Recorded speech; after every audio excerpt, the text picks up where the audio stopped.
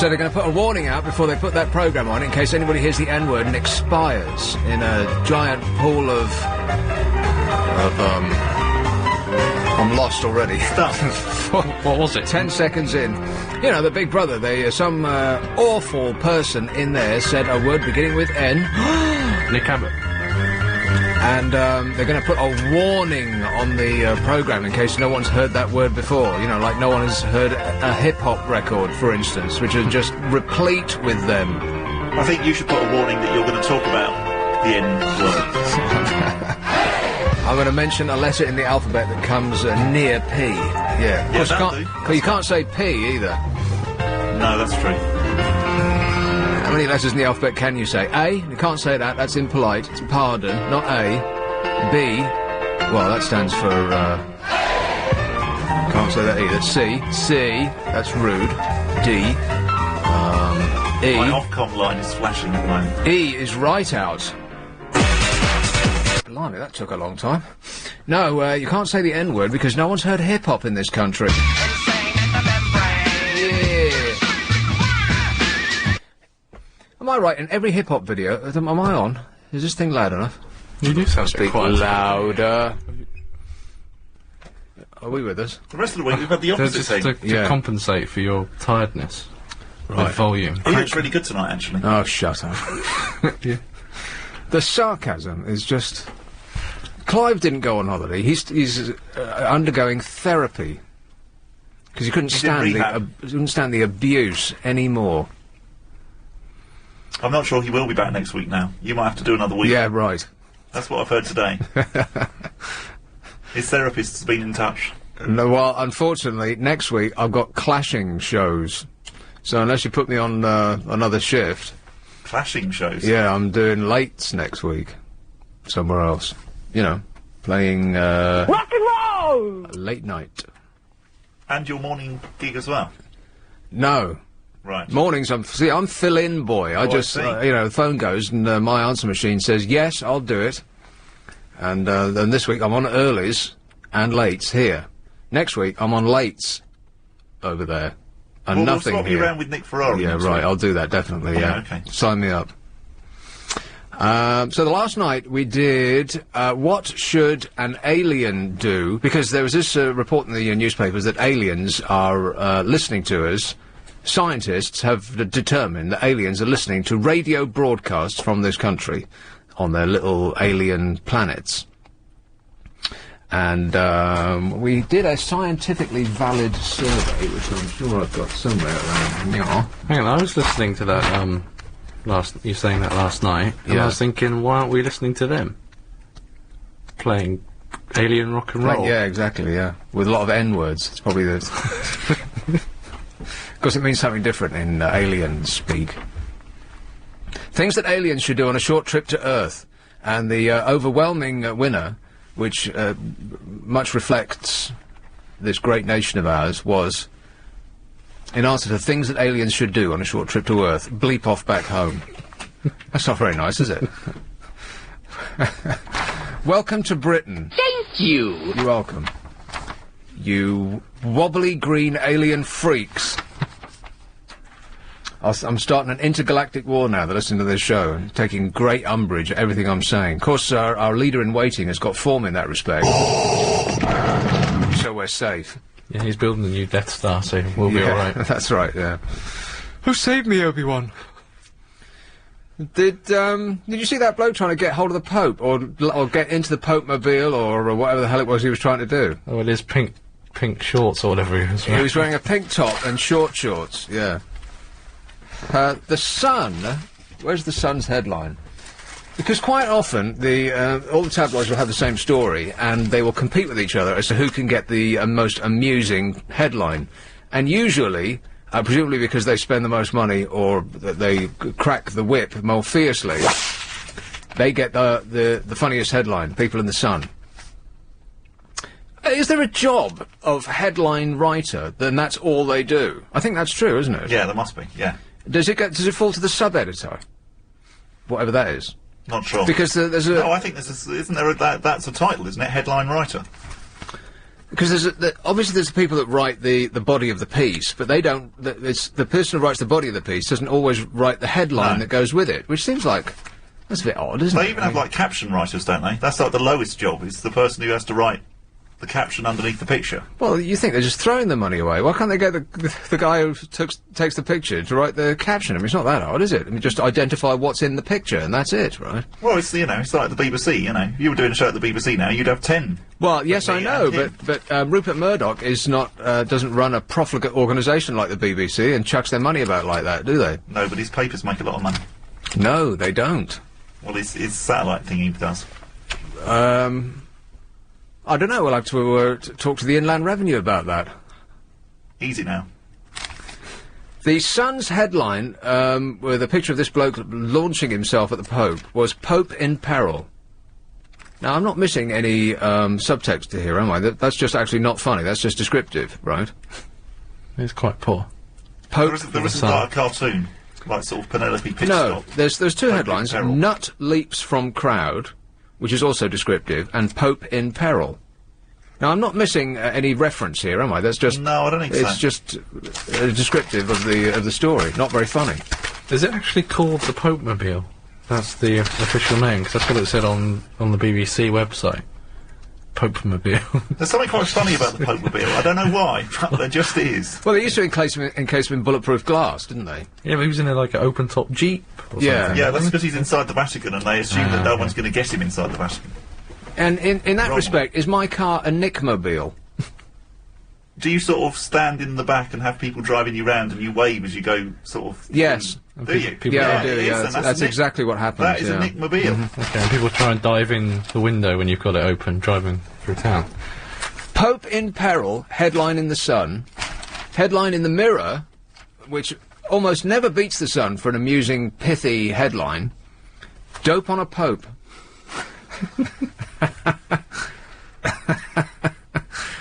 That's funny. Dope on a Pope. That's as good as it's going to get, ladies and gentlemen.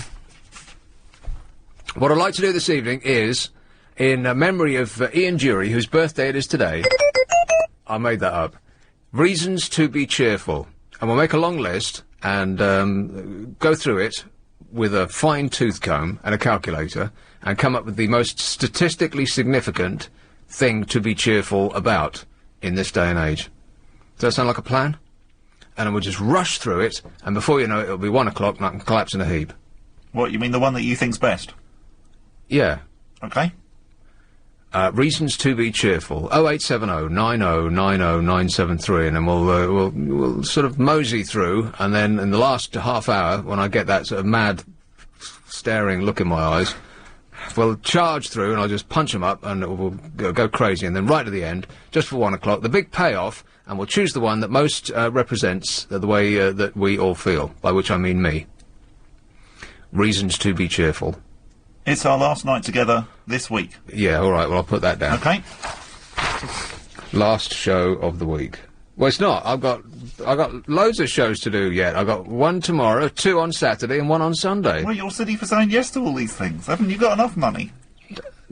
There's never enough money. There's no such thing as enough money. You must know that. Doesn't matter how much you make, it's never enough, because you always spend more than you make. Always. But you have to sort of, sometime enjoy it. Stop working. Do you ever have a holiday? I had a holiday a couple of years ago. So that's a no then, really. Didn't you have a holiday for about 2 years? Oh, well, that's true, yeah. 3, actually. I thought it was 2. And then somebody reminded me, no, actually, Nick, you've been off for 3 years. I thought I was out of radio for 2 years, and it was actually 3. That's how much, my brain had stopped. It was great. Oh, God. Not doing anything is fantastic. I can't even begin to describe it. Well, there you are. Just say no then. I just calmed down Practice saying so no. much. Because, I get het up and, you get sort of... It's like, look at me. I'm just a mess. No, you look No, really good no, tonight. Nick. Yeah, you look great. You look great tonight, Nick. You do. You look the best you've looked all week. Shut up. You do. You've obviously been putting that moisturiser on. See? It's just awful. How does Clive put up with it? And your hair's getting blonder by the day. Somebody said that today. No, it isn't. It's exactly the same as it was last week and the week before and the month before that. You've obviously been in the sun a lot. No, I haven't been outside. I can't go outside, I can't watch TV, I can't listen to the radio, can't do anything, because I'm on the radio all the time. I can't sleep, can't Just say no. Well, it's hard to say no. It's like I was saying last night. When you're a fill-in boy, when you're the lowest on the rung, then you can't say no, because if I say no, then you have to get somebody else, and they might be great, and then my place on the ladder will be taken. Yeah, but it's only me asking you. Well, don't be so hard on yourself. What do you mean it's only you asking me? Well, you know, you've been quite good at being negative to me this week, so next time I ring you up and say, hello, Nick, do you fancy doing a shift, you could just say no. Yeah. I won't take it to heart. I won't never book you again. Yeah, but the guy or woman who, you put in might be yourself down. Might be a massive hit. I'm not calling Neil whatever he's called. Who? Your Canadian bloke. American. American. Yeah, well... Him. Or Phil Hendry, either. He'll slam the phone right down on you. Well, there you are, then. Yes. No, but hello, Nick, do you fancy doing a bit of work next week? Yes. See, I can't help it. Oh, dear. Okay. Hello, Mandy. Hello, darling. Mandy. How are you? All right. Are you very tired? I think I've got beyond tired. I think there's a point beyond tired when you just feel numb. Are you working in the day as well here? Yeah, not here. No, but, you know. Elsewhere. Yeah. Yeah. 9 a.m. start. Oh, no. Oh, yes. Till when? Till, 1. And then what do? Do you go home? Then I go home. I try and have 2 naps, and you usually only manage 1. And you know when you lie in bed and you're trying to fall asleep and you can't? Yeah. And then after about half an hour you start to get angry. Yeah. And then, you know, it's just not going to happen, is it? Yeah. Yeah, that's what's happening every day, yeah. And then you finish there at 1? And then I finish here at 1. So you go home? So I go home, I go straight to bed at 1:30, I have to wake up at 7 o'clock in the morning. But can you fall straight asleep when you get home? Yeah, pretty much. Oh, right. That's unusual. So 1:30 to 7, that's, not enough. 5.5 hours. Oh, God. Bless you. Yeah. Oh. And you do it tomorrow as well, but Yes. you're not working at LBC tomorrow, are you? No. Oh. You've got the night off tomorrow. Yes, I do. But you're there Saturday. Saturday, two shows on Saturday, yes, and then 1 on Sunday, and then I've got 3 days off. Can you believe it? What, complete days? Total nothing for 3 days. Yeah, that's great. You'll be very happy chappy. Yeah. So how you doing, Mandy? I'm alright.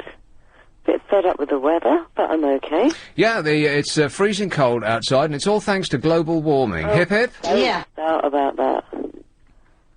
It's going to be thundering and lightning tonight, apparently. And Is it? Yeah. All I heard all week was what a beautiful weekend we're going to have, and now they're saying it's going to be horrible. Why do we listen to these people? They never get it. They never get it right. From one minute to the next, they change their minds. It's going to be. They learn to do this. That's what amazes me. They what? Well, they're meteorologists, aren't they? So they learn to do it, and they can't get it right. They can't even tell us what it's like now. They can't even go to the window and tell us with any accuracy what's happening right now. Yeah. Yeah, you're right. And we're listening to that, and those are the very people who are going to tell us, who are telling us what it's going to be like on Earth in 50 years' time if we don't mend our wicked ways. And we're going, oh yeah, you've been right enough. They've got no idea what they're talking about. And what about the eviction? What eviction? On Big Brother. No one really is interested in Big... Has anyone had sex in the house yet? No. Women. No. Well... One man, and they're all women. He's not going to do it with them. It's just not interesting so far this year. They're going to have to pep it up in some way. I am enjoying it because, well, I'm not watching. I'm only watching it at night. I'm not watching it during the day because there are other things to watch during the day. You sound tireder than I am, Mandy. You're sending me to sleep. I need more exciting people on the phone. I need people to pep me up a little bit. I was excited. You sound like you're just woken up, dear. I was excited to talk to you. But it doesn't sound like you're very excited. I'm always excited to talk to you, and you always say to me, I sound tired. No, I don't always say that. I've just said that. No, See? You're tired and snippy. Snippy? What's snippy? Snippy. What's snippy? Snippy. What's that mean? Snippy, you know, you're snipping at me. I'm not. Very bad-tempered. I adore you. You know I do. You're my cutie. Oh, now you're making me feel sick. Oh, shut up. Now you're making me feel frightened. Why? You switch from loving to attack mode. I'm not a sixpence. smoker. Anyway, Mandy, if I don't talk to somebody who sounds a bit more awake, then I'm not going to make it till 11. Oh, shut up. See, she's with a shut up again. Very, very bad-tempered. Thanks a lot, Mandy. And I'll speak to you soon. All right. When's Lucy back? Tomorrow. No, Saturday, whenever that is. Back? Yeah. I thought she was on holiday. She is, but she promised that she'd come back for Saturday. What, from wherever she's gone? Well, yeah. Just for you? Well, no, because if she doesn't show up, she doesn't get paid. She'll say it's just for me, but I think we can see straight through that little ruse. I love that word, ruse. All right, well, you can have that one with my compliments, all right? And you what? Oh, God. Have that word what? See, you're not awake, are you, dear? Yeah, you're mumbling. Am I? Am I mumbling? Yeah. Am I mumbling, boys? No. No, Mandy is. Yeah. Clean your ears out, dear. I'm going to send you some Q-tips in the post, all right? Thank you. Watch them at your door. Ta-ta. This weekend. Lack of sleep in modern life is creating a zombie nation. Are you listening to this? Yes. The rise of sleeplessness in increasingly sophisticated economies such as Britain could lead to the creation of a zombie nation. You're not listening to this, are you? No, I'm just working out the out time. If given the Which chance... is important as well. It is. If given the Don't chance... look at me like that. If given the chance, we spend more hours sleeping than doing anything else. Symptoms of deprivation of sleep range from weight gain to irritability. What are you doing? What? What are you doing? Seriously, We're not doing anything, we're every just- time I look up, you're chatting amongst yourselves. We are not It's chatting. very Confirming irritating. the out time. We are confirming the out time, which, as you know, with all the shows that you do on radio, is an important part of it. Right, so, and the out time is 29:25. So all you had to do was deduct 35 seconds from half past. Yeah, well, we're not very good at maths. We're listening now. If given the chance, we spend more hours sleeping than doing anything else. Symptoms of sleep deprivation include weight gain, irritability, Sounds like you. and hallucinations. Scientists estimate that in the early 1900s, people slept for more than 9 hours a day. In the 1960s, they slept for more than 8 hours, and now we're sleeping for about 6 hours. And this is why we're all irritable and snapping at each other and, wandering around in a daze and hallucinating. Yowza. She's staring at me like I'm speaking French. Oh, now we're staring at you. You know, we're giving you our full attention now, and we're getting in trouble for that as well. Professor You need more sleep. Professor Foster has campaigned for years about how the modern society means that we are sleep-deprived, harming our mental dexterity, memory and health, as well as putting us at greater risk of having an accident. Oh, no. So, let that be a lesson to you. And it's all your fault, Bob. Here Is is, there anything better than sleep? if you talk over me one more time, I'm going to leap through all 3 panes of glass and throttle you to death. Oh, I'm getting in trouble now because I'm chipping in, whereas last night I was too quiet. See, this is the irritability thing. That's what... Right. See, they're absolutely right. I I'm think so you're irritable. hallucinating that Yeah. you could jump through I'm not those going to 3 panes speak of again glass. tonight now. Now you're talking over each other. Here is Muswell Hill. Hello, Faye. Hello. Faye, Hi, Nick. how are you? Reason to be happy today is it's my birthday. Your birthday! Yeah. No one cares. Why? I use a reason to be cheerful. Oh, that's a reason to be cheerful. Yeah. It's my birthday. All right, then. Yeah. Okay, thank you. Oh, is that it? Yeah. So what are you going to get, Faye? I haven't got anything today because I had an exam. What? So I didn't do anything for my birthday. I'm just going to do something next week because I've still got exams. Well, why does an exam stop people giving you presents? Because I haven't seen any of my friends. Oh, right. Are you What? saying that you don't... Is that... Are you telling us that you don't have any friends? No. But Is that a like- yes? No, I do have friends. So I just don't see that, like, and everyone's doing their exams, they're all revising. We don't meet up and revise together because we can't revise together because we always talk and stuff. Maybe you should go on one of those, internet sites. Maybe you can meet a friend on there. No, I'm quite alright. Like, there's freaks on there. How old are you, Faye? I've turned 17. 17, right. What do you want for your birthday? Nothing really. I Nothing. Don't know. Well, then you shall receive it in abundance. No, I just my friend, she got me tickets to go to the concert on Sunday. What concert? The Kaiser Chiefs. Oh, the Kaiser Chiefs. Boring. No, they're really good. Yeah, right. They are. Okay. Where are they going to be playing? I don't know, because she's got the tickets and stuff, so Right. I still haven't found out yet. But I'm excited to go to Oh, yeah, that'll be great, yeah. And see, Nick, I was wondering what's the other station you played on, because I wanted to hear it. Yeah. I thought it was Capital. No, same building, different station. Rock and roll! I play rock and roll music. It's very, very loud, very aggressive rock and roll music. You wouldn't like it. What station is it? I can't say on this station, can I? Why not? You know, when you start speaking in a tone like that, Faye, only dogs can hear you. Sorry, I'm laughing too much. I can't say it, can I, Bob?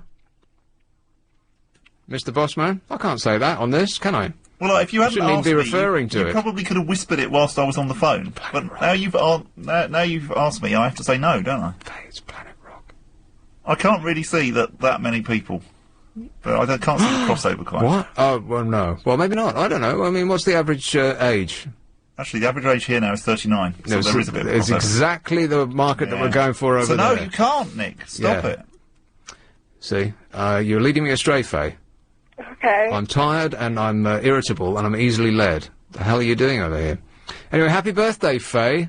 Thank you. I hope you find a friend. I do have friends. Of course you do. I think she protests too much. All right, cheers, Faye. Ta-da. Bye. Bye-bye. Good luck with your exams, whatever it is. I hope it's not media studies, because that's going to get you nowhere. Here's Romford. Hello, James. Hey, mate, you alright? I'm all right, thanks. I'm allowed to say what station you're on, aren't I? No. Oh, am I not allowed to say either? Well, I'll just say no. Oh, right, okay. Just say no, like Nancy Reagan said. Just say no, thank you. Good manners don't cost nothing, do they? Strange Hill. What was I going to say, Nick? 4 hours a night I get, on average, sleep. Really? That's nice. What, talking about me? No, just, you do sound a bit irritable, and I get really ratty in the daytime if I don't get, even 4 hours. How can you survive? Maggie Thatcher famously survived on 4 hours of sleep a night.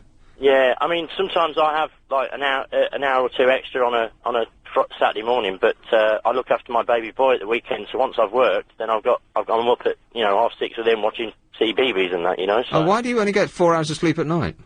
Because I'm one of those... Oh, we'll have to find out later. Right, it's a commercial. Fabulous. Paris Hilton has got out of jail. I can't believe that. I am outraged. I'm beside myself with shock. That is awful. What? 3 days? Is that how long she was crying in her cell? Oh, boo-hoo. She hasn't got her hair straighteners, whatever the hell it was that she's missing. That's just shocking, isn't it? She had 23 hours in solitary confinement, though, apparently. So? She should have got the chair. And officially Yeah, they nice call big it... comfy one, I think. That's what she got. Like, officially they call it 5 days, because she went in at, 11:30, and so that's day 1. And she came out about midnight, and so that's day 5. Even though she only spent half an hour of those 2 days in prison. I'm just appalled, aren't you? I memean, tell me again that there isn't one rule for the rich and one rule for everybody else. Are you really surprised, though? I'm just really disappointed. Anything to wipe the smug smile off that woman's face. I hate her a lot.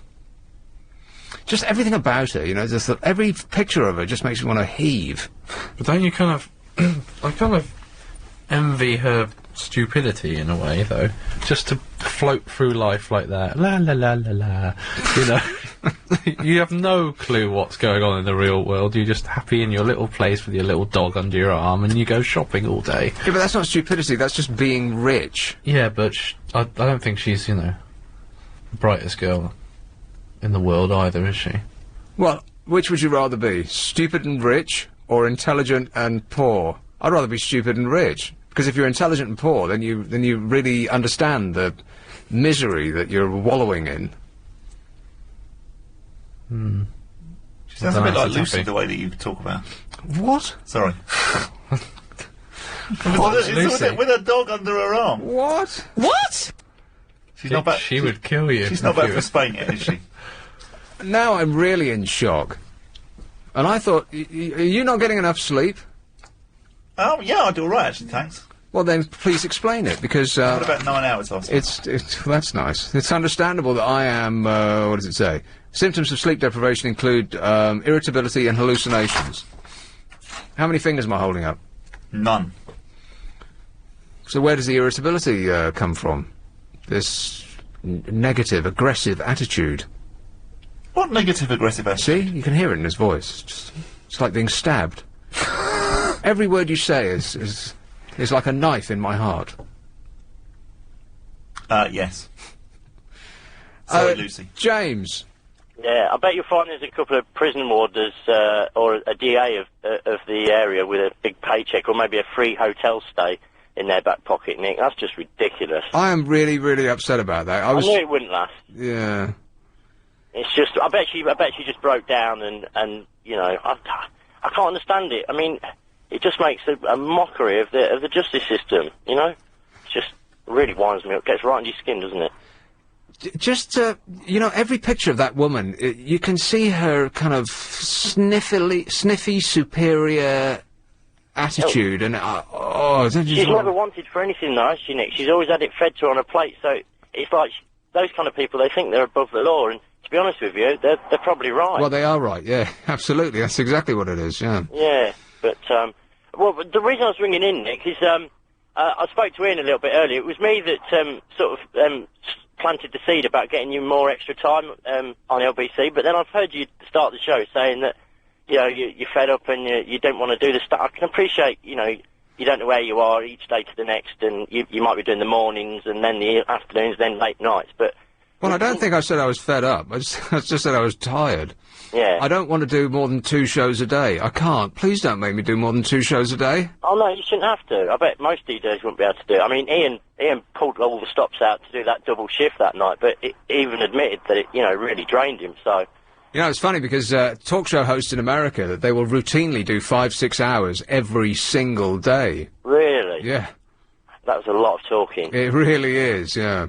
Particularly as, you know, in an ordinary 8-hour day, you don't really do that much work. I mean, you probably pack in, say, 4 hours in an 8-hour day, and they're interspersed with long periods of doing nothing at all. But if you're on the radio, playing music, then you sort of have to pay attention all the time, but you're really only sort of mentally firing for, you know, 10 seconds every 15 minutes.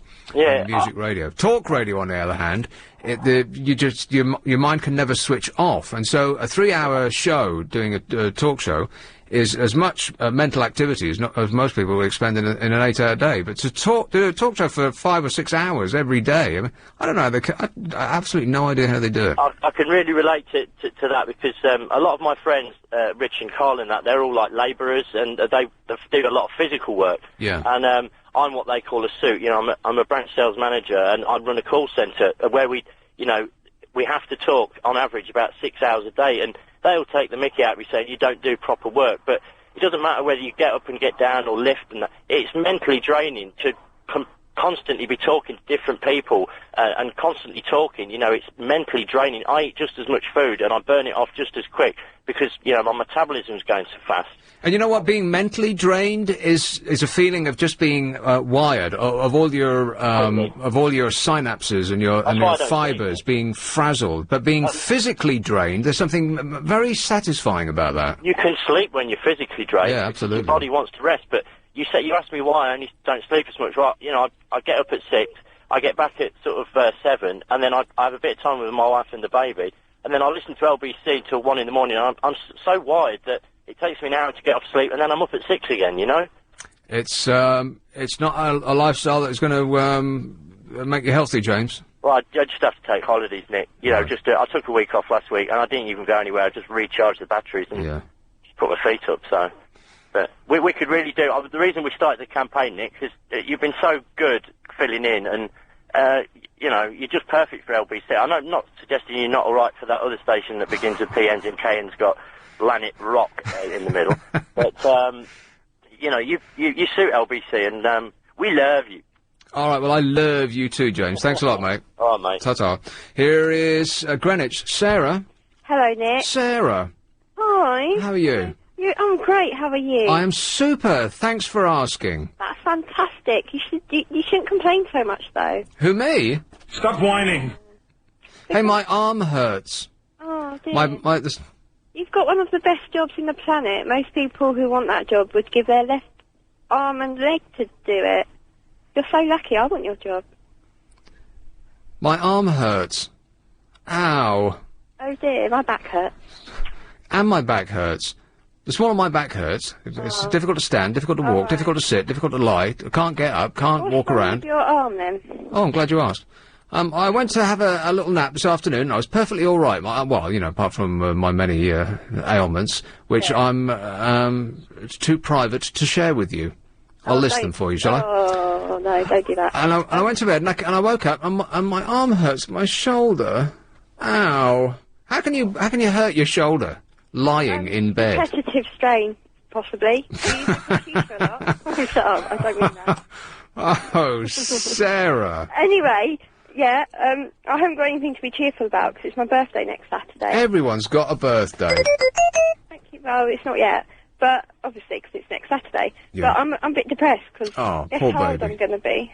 30. No, 20. a bit older. 40. No, 22. Like I said, 22. I don't want to be 22. Why not? Another 22 years, I'll be 44. Well, I tell you what, in another 22 years, you'll think, where on earth did those 22 years gone? Sarah, they will go like that. And when you're 44, you'll look in the mirror and you'll see this wizened old hag staring back at you, and you won't have any idea who that is, because inside you'll still be 18. My mum's with me. How does she look? My mum's beautiful. Right, well, that's what you're going to look like. Yay. Yeah, but I can have, like, Botox and stuff, can't I? And I have a pill that will make you look young forever. Well, they keep, yes, they keep inventing things. It's like this thing, the cell therapy thing. They said they're going to cure 10 major diseases and ease the lives of 20 million people. But right at the end of the article, there's always something like, and this will come online in 2050, when we are all dead. There's something to look forward to. I'll still be alive. Well, maybe. Please God. Yes. So what are you going to get for your birthday, Sarah? I'm working. What's that got to do with it? But it probably means I won't get anything. I won't be able to see anyone because I'll be working. So I won't get any presents. But I really don't want to be 22. Can I stop it anyway? Well, yes, you could just tell everyone that you're still 21. I could hibernate for a while. They're going to do that too. They're going to come up with a way to make us hibernate. Did you read that? Yeah, that would be good. But, like, when you die, they can freeze you now, can't they, and bring you back to life? Oh, yeah, that'll work. Mm-hmm. I do that? Yeah, absolutely, yeah. Try that over the weekend. Call me on Monday, see how it goes. All right. I will do. Thanks, Sarah. Cheers, my dear. Ta-da. Here is West Hampstead. Hello, David. Hello, Nick. David. All right, I'm all right, thanks. So your last night filling this week, yeah? It's Thursday. Yes, my last night filling in here. You've been doing a great job. This week. I've back on Saturday, by the way. I should keep saying this over and over, and I keep forgetting to do it. You know, boost the listening figures from 0 for my Saturday night show by telling people on other people's shows where I am. Saturday night, 10 till 1. Yeah, 10 till 1. And you know what? That's the thing they're criticising. People don't sleep enough. Hey, I think people are listening. They don't sleep enough. I didn't really understand what you just said there. What? People who don't sleep enough. That was the thing they were saying that makes them sort of fat and irritable and, incapable of functioning properly in society. Yeah. That sort of thing. Yeah. Well, yeah, it probably does. Yeah, maybe it does. I don't know. But reasons to be cheerful. Oh, I'd forgotten about that. Yeah, reasons to be cheerful. So far, Clive's back on Monday, and it's who's its birthday? Yes, go ahead. Global warming. Global warming. Excellent choice. Has been solved. Oh. Of course it has been. In what way? Vladimir Putin. He has solved the problem of global warming. Vlad the Insaner. Huh? Vlad the Insaner. Of course, Vlad the Insaner, but the insaner the better, don't you think? How's he solved it? Because you're confusing me. Can we have a few fewer people to confuse me? I'm in a very fragile state at the moment. I'm in a very fragile state too, because I don't sleep enough either. Right. But I knew there was something wrong. Of course there is. There always is. But it's the wrongs that make the rights, don't you think? Still, I'm confused. So how has Vlad the Insaner cured global warming? Because he's actually saying that he's going to point nuclear warheads all over Europe again. Yeah. Right? So nuclear winter will cancel out global warming. Ah, I see where you're going. Yes. Excellent. We'll have a nice dark cloud over the planet. There's something to look forward to. Well, I think it is. And think about it. We'll all be able to put our heads down and have a really nice long sleep. Long sleep, yeah. We'll be sleeping with the fishes forever. All right, thanks a lot, David. You keep thinking that's what you do best. Oh, I saw that guy off the telly. And we're back. And look at that. There's an entire board of people who've called there, Bob. What the hell are you doing? Not one single one of them. If you can do the auction, please. Thank you very much. Oh, yes. OK, righto. And while you're doing the auction, I will get some jewellers for you. You go ahead. I knew you had a plan. I have every confidence that you won't talk over me again. OK. We have a How Low auction going on at the moment. In fact, all this week there are Sony delectables to be had at the price of virtually nothing at all. We're giving you the chance to win top-of-the-range Sony gadgets. And at the moment it's a Sony portable DVD player, and all you need to do is to text us your bid in pence to 88821. So, if it was £1, for instance, it will be LBC 100 to 88821. What's it got? It's got an MP3 player in it. So it plays your DVDs. It's worth over £260. All you have to do is a bid an amount that nobody else bids. I'll go for the lowest possible. 6 pence is usually the thing that wins this, isn't it? Have you mentioned the bit about you get 10 free DVDs as well? Do you? Yeah. Where does it say that? Is it buried in this blizzard of words? Bullet points we want, boy. I so knew that you would turn that into a dig at me. We're also... Either that or I've given you the wrong script. We're also offering you... Could you maybe we're also offering you... speak, so I know? Maybe you could just We're also offering you... Maybe... We're also offering you 10... top DVDs of your choice as part of this fantastic prize. So think carefully about your favourites. Huh? Oh, you have to choose them, and then we buy them for you. Yeah. Who buys them? Oh, I'm not sure. The person that they employ to go and buy the DVDs, I suppose. Text LBC plus your bid in pence to 88821. For example, if it's like 6 pence, it would be LBC 6. Is that right? Or is it 06? Or 006? No, just 6. LBC 6. LBC 6. LBC 6 to 88821. Lines close at 11:30 today. You got... not long. Bidders must be over 16. Bids cost £1.50 plus your standard network rate. See lbc.co.uk for full terms and conditions. Did I say it right? Yeah. Here is Imran. Hello, Nick. Imran. Abbot. How are you? Fine, how are you doing? Great, mate. Apparently it's your last night, isn't it? Saturday I'm back, but it's my last night for Clive. Clive's back on Monday. Great week it's been, hasn't it? Yeah, I've got no idea. I've been drifting through it like a zombie. Right, time just flies, doesn't it? Well, since it was birthday, yeah, it does. So anyway? Anyway, yeah, I was just thinking about the G8 Summit. Were you? Yeah. I think you called the wrong show, mate. I was thinking about, you know, all the G8 leaders when they get together. Yeah. And then, there's a lot of, United States is a superpower, and... It is super, isn't it? Yeah, bloody FIFA, and then they just start, you know, interfering in other countries, you know. I tell you what, the thing with the G8 is they're all playing to their home crowd. It's just a giant well of BS. Vlad the Insaner has beaten his chest so that he will look good at home. He'll look like the strong leader, and no one will try to, you know, take a pot shot at him. Tony is playing to the crowd well, I guess he doesn't really care anymore, does he? He's looking at how much his pension, paid for by us, is going to be netting him, and he's finding it hard to stop laughing. And, you know, Andrea Merkel, she's playing to the German crowd, and whoever's leading France these days, I've got absolutely no idea. Anyway, whoever it is. So they're all playing to their home crowd, and they're all giving it a big tough, you know, what you looking at? Come and have a go if you think you're hard enough and all that. And just forget all of this aggression and posturing, and because it's all just a show. When they're there, they're all chummy and matey because they're all in it together, and they're all sucking the money from the poor types who've silly enough to vote for them in the first place.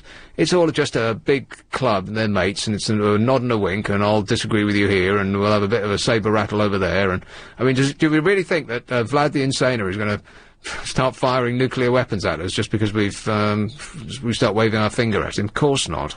Yeah, that is true. So how is he the Insaner?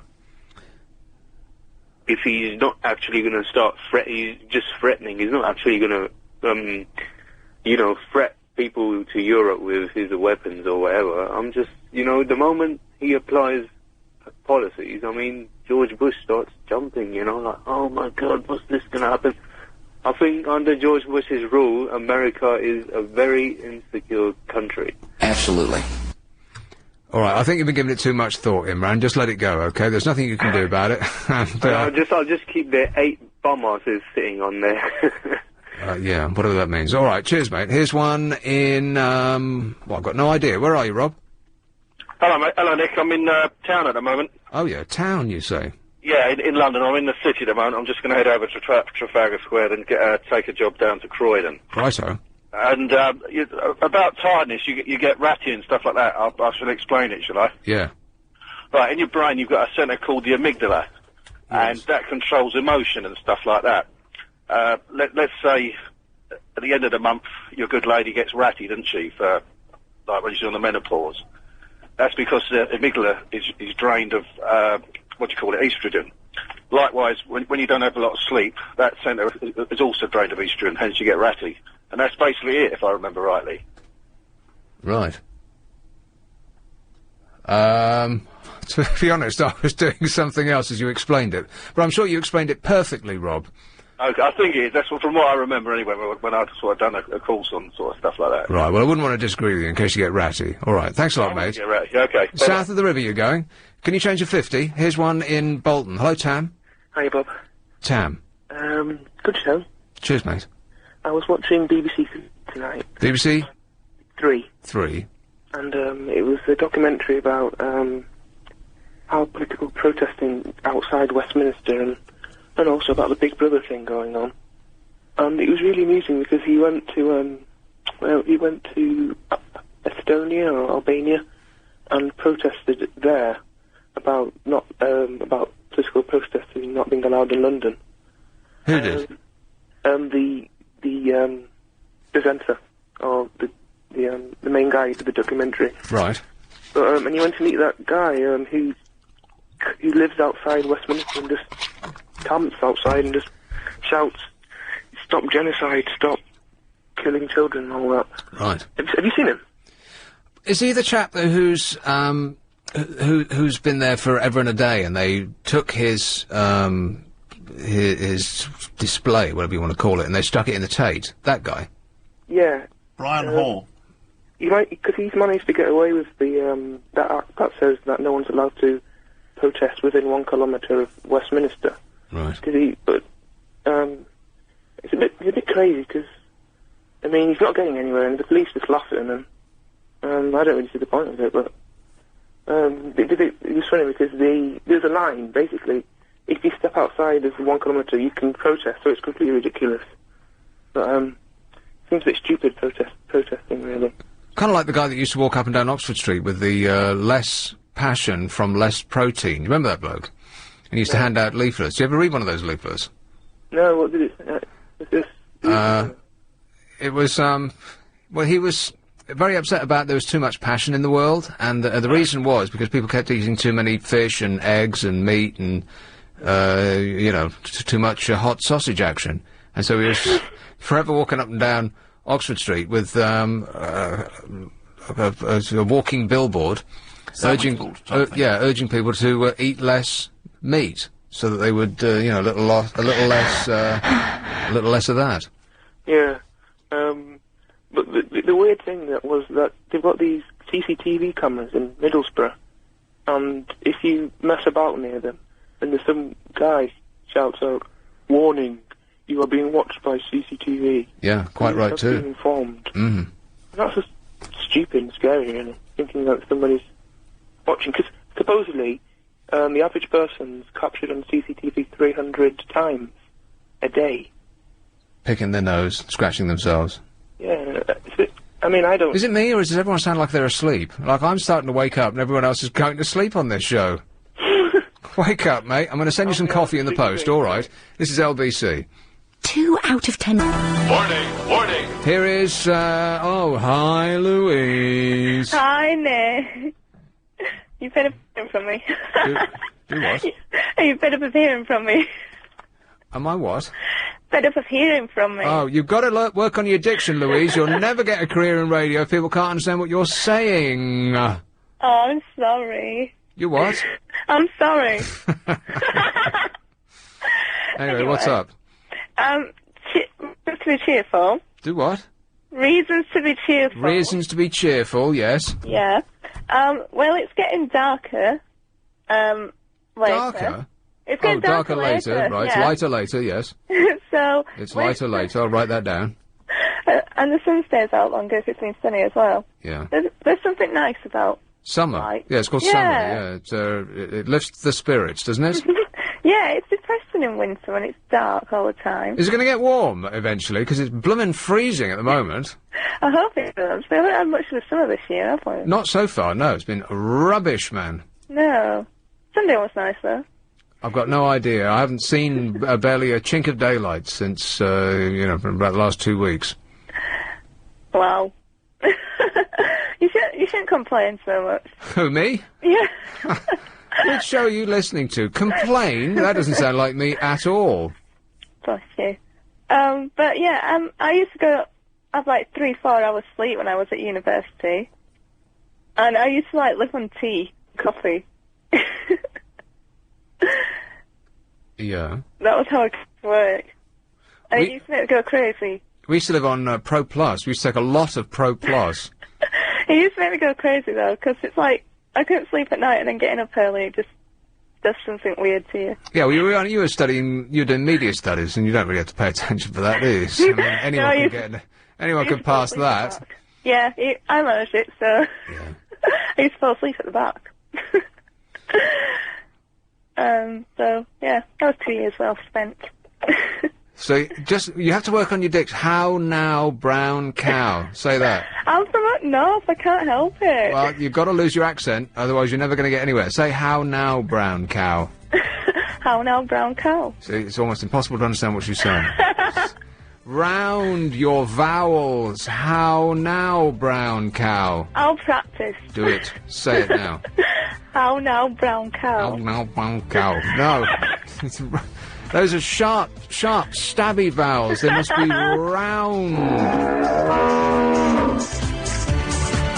Abbott. Hello?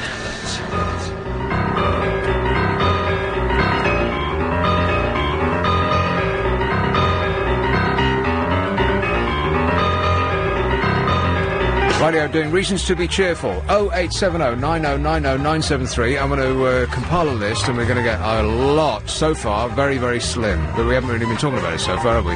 So far, I've got Clive's back Monday. It's Who's It's birthday, global warming, and it's lighter later. So let's see if we can get more than we have already. Ilford, hello, Kieran. Hello. Kieran. Oh, is it Nick Abbott? Yes, yeah. Is it? Is it just me, or is what the hell's going on this programme? Seriously. Sounds really different. It's me, Kieran. Yeah, I want to discuss Paris Hilton and rock music. Okay. Yeah, well, I think Paris Hilton, I would have loved to see a reality show where she was in prison, and we can all watch it on TV, like on Channel 4. That'd be something really worth watching, because I'd like to see her suffer. It sounds like Channel 4, yeah. No, it would be really awesome if there's a reality TV show on Paris Hilton, because that would get viewers actually starting to watch and see. Well, you know, I don't think you will have to wait too long for something like that, because she's bound to turn it into some money-making scheme. Because I thought after she's finished in jail, she'll probably publish her memoirs of her hell in prison. Exactly, yeah. For the last 23 days. Yeah, anyway. Oh, I was wondering, do you like rock music? Of course. What are your favourite bands? Favourite. Okay. Joe Walsh, Pink Floyd. I like all kinds of music. Oh, okay. I don't like the modern ones like Linkin Park and Rage Against the Machine and... I do like modern music, but not the two that you mentioned. No, that's sort of kiddies music. Oh, thanks. That's all right. Well, you sound like a kiddie. No, I'm seriously 20 years old. Right. Yeah, they didn't believe me, but I am. Well, if you're 20, that's still, you know, mentally a kiddie. Because if you're 40, you're still mentally 20. So if you're 20, you're still mentally 13. That's true. It's true. Yeah, anyway. I wanted to ask, are you doing yesterday, what represents the best thing about Britishness? Yeah. Or 2 days ago? I actually texted in saying Lou and Andy from Little Britain. You texted in saying what? Lou and Andy from Little Britain. Right. Well, I don't read texts. It's a phone-in show. It's not a text-in show. Not even email? No, I don't have an email account. Do I have an email account, Bob? Don't. If I do, don't tell me that I do, because there'll probably be 10 million emails, all of which say, "Has anyone got a Nokia phone charger?" Or "There's an envelope at reception addressed to Dave. Does anyone know who this is?" You know, stuff like that goes around offices. You have read it then? I don't want an email address. Okay. All right, Kieran. Okay, thanks. Thanks a lot, dear. Ta-ta. So she had a suggestion for something that we were doing like 3 days ago. It's a pound short and 3 days late. Sutton. Hello, Solomon. Hey, Nick. How you doing? I'm all right, thanks. How's your crosswords going? Well, my performance is decreasing as I get increasingly tired. Yesterday I didn't get any at all. It's getting worse, mate. The day before was only one. I know, very poor. I'll take some time off work, mate. You deserve it. I'll do that. Okay, would you like to be in a boardroom on Monday at LBC Towers? Would I like to be in a boardroom? Yeah, you know, they'll all be wondering who's going to get the tin tax to make way for your new show. I'm gonna be drunk on Monday. Are you? Yeah. You'll get the good news on Tuesday. From the moment I wake up. Anyway, reasons to be cheerful, Nick. Yes. Americans. Explain. Well, whenever I pick up the Americans in my cab, they never ever moan. They always seem to be very happy, and they've been hammered, you know, 2-to-1 on the exchange rate. Yeah, that's true. And, you know, they never ever moan, and they're just absolutely delighted to be here, even though they're being ripped off. So I think Americans should go on that list. And they're big tippers as well, right? Huge tippers, mate. There you go. I mean, once I had to turn one down, it was just ridiculously huge. Oh, come off it, Solomon. I did, yeah. She offered me her bill was £29. She offered me a tenner. I just said, look, I can't take that. You did not. You're making that up. I'm not. I absolutely turned it down. It's too much, you know. I've always found Americans to be almost embarrassingly warm and welcoming and generous. I mean, because I spent about 10 months or so on various trips wandering around America and hitchhiking and so on. And people that you meet, within about 10 seconds of you meeting them, they're inviting you over to their house and, you know, you can stay for a month and here's the keys to my car. And you just think, well, this is all going too quick. Exactly. They all seem to say that. Come over, you know, you'd love it. And I'm thinking, no. Oh, and the difference between them saying it and us saying it is they mean it. They actually mean it, exactly. Yeah. So I think Americans should definitely go on that list. All right, they're in the list. Thanks a lot, mate. Solomon. Cheers, mate. Ta-da. Catford. Hello, Trixie. Hi. Trixie. Oh, sorry. My cat's trying to be sick. That's nice. Hello, I thought I'd come onto the phone all bright and jolly, and There you go. I am, yes. Hi. I got up today, again, very, very depressed. Do you remember yesterday I said I was really depressed? No. Well, I was. I had a very long sleep, but throughout my sleep I was very depressed. During the sleep I had depressing dreams, and I got up, I felt just as bad. Well, anyway, I dragged myself through the day, and I turned the telly on, and guess who I saw? I saw... Don't tell me. Guess who? And little children were interviewing him. Noel Edmonds. No. Gordon Brown. Yeah! Yeah, exactly. And I thought about your sound effect, the Darth Vader effect, and I cracked up. It made my day, it really did. I read that they're trying to stop him, because they're trying to make him over, to make him look like a human being, and to make him smile, and they cleaned his teeth, and they put him in a nice suit, and they combed his hair and all that lot. And somebody's, as I have, noticed that he's got this really bizarre thing with his jaw when he breathes in, like, at the end of every sentence, his bottom jaw unhinges, and he breathes in through his mouth, which is why I play that sound effect, because that kind of looks like how he's breathing. He didn't have a clue how to relate to those kids. And Well, the kids were bravely asking him questions. Very uncomfortable for a politician. Bravely trying to get something out that he couldn't. You could see him thinking to himself, my God, I've got to try and look human, sort of look. Well, it's also very difficult when you're talking to children, because you can't be snippy and sharp. You have to be round and warm and loving and caring, because if a child has an adverse reaction to you, then you might as well dig a hole for your career. That's the end. So that really did actually make my... What was this on? It was on Newsround. Believe it or not. Do they still have Newsround? Yeah. Well, it's, I switched it on, just because I hadn't had the television on all day. I was just doing it. Hey, whatever happened to John Craven?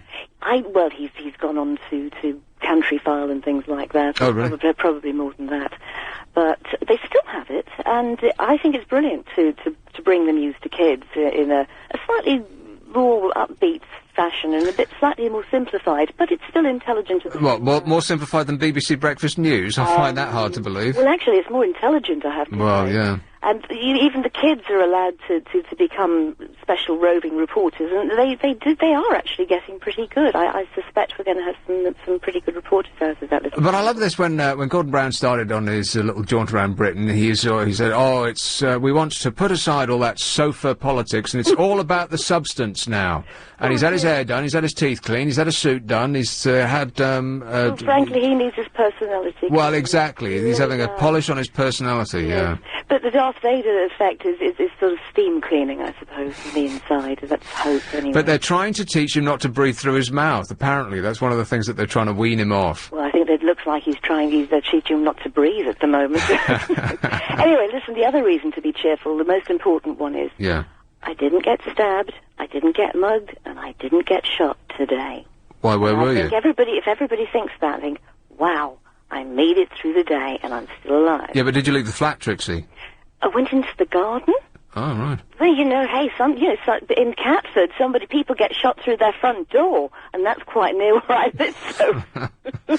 So it's a success. Yeah, so, I mean, if you could actually say, I got through the day without being, mugged, stabbed, or shot, I think that's pretty good news. I'm still here. Exactly. And hey, it's been great having you here the last week, and obviously we'll all be sort of tuning into you on Saturdays, so I hope you get a good old kip tonight and tomorrow.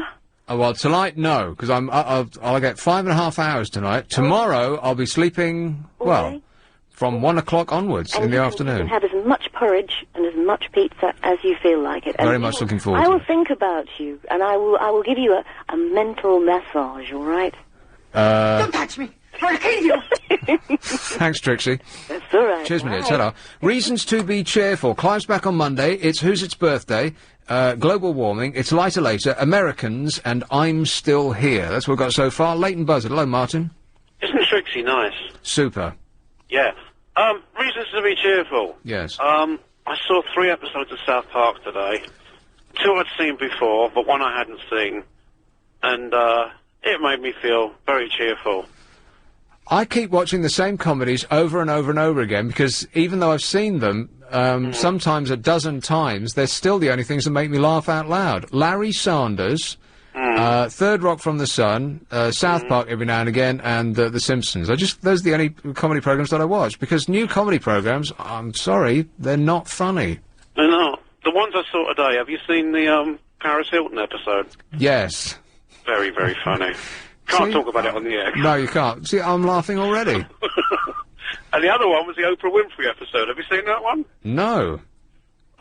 Very, very, very, very funny. Can't talk about that one either. No, well, it's South Park. Can't talk about any of it, yeah. Well, a certain part of her body takes Don't say it. Yes, all right. And the other one was a new one, was Hillary Clinton.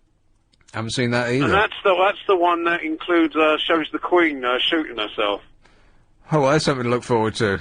But it's very similar to Oprah Winfrey, where a certain part of her... Yes. Yes. Thanks, Martin. Worth watching. I'll download it off the wait. Cheers, mate. Here is Sittingbourne. Hello, Neil. Hello, Nick. Neil. To be cheerful, I've just got home after a long day at work. I'm going to go inside, I'm going to have a nice dinner and a beer, and then go to bed. Booze. Booze. I'll put booze down. Because I think that's the key there, isn't it? Yeah, and just getting home and just relaxing. Right. A quick relax. I'll put that down too. Thank you very much. Cracking show, as always. All right, thanks a lot, Neil. Thanks, then. Cheers, mate. Ta-da. Bye. So, a quick relax, and that could mean anything. My mind is full of possibilities about what that could mean. Does that mean like a happy morning sit-down? No. No. Can we put that on there, though? All right, a happy morning sit-down. What's that? Use your imagination. Is some private joke between you two?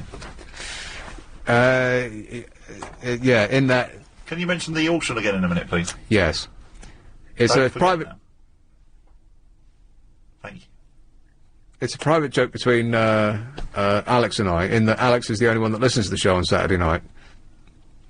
No, he's talking to Lucy, isn't he? Our audience is 0.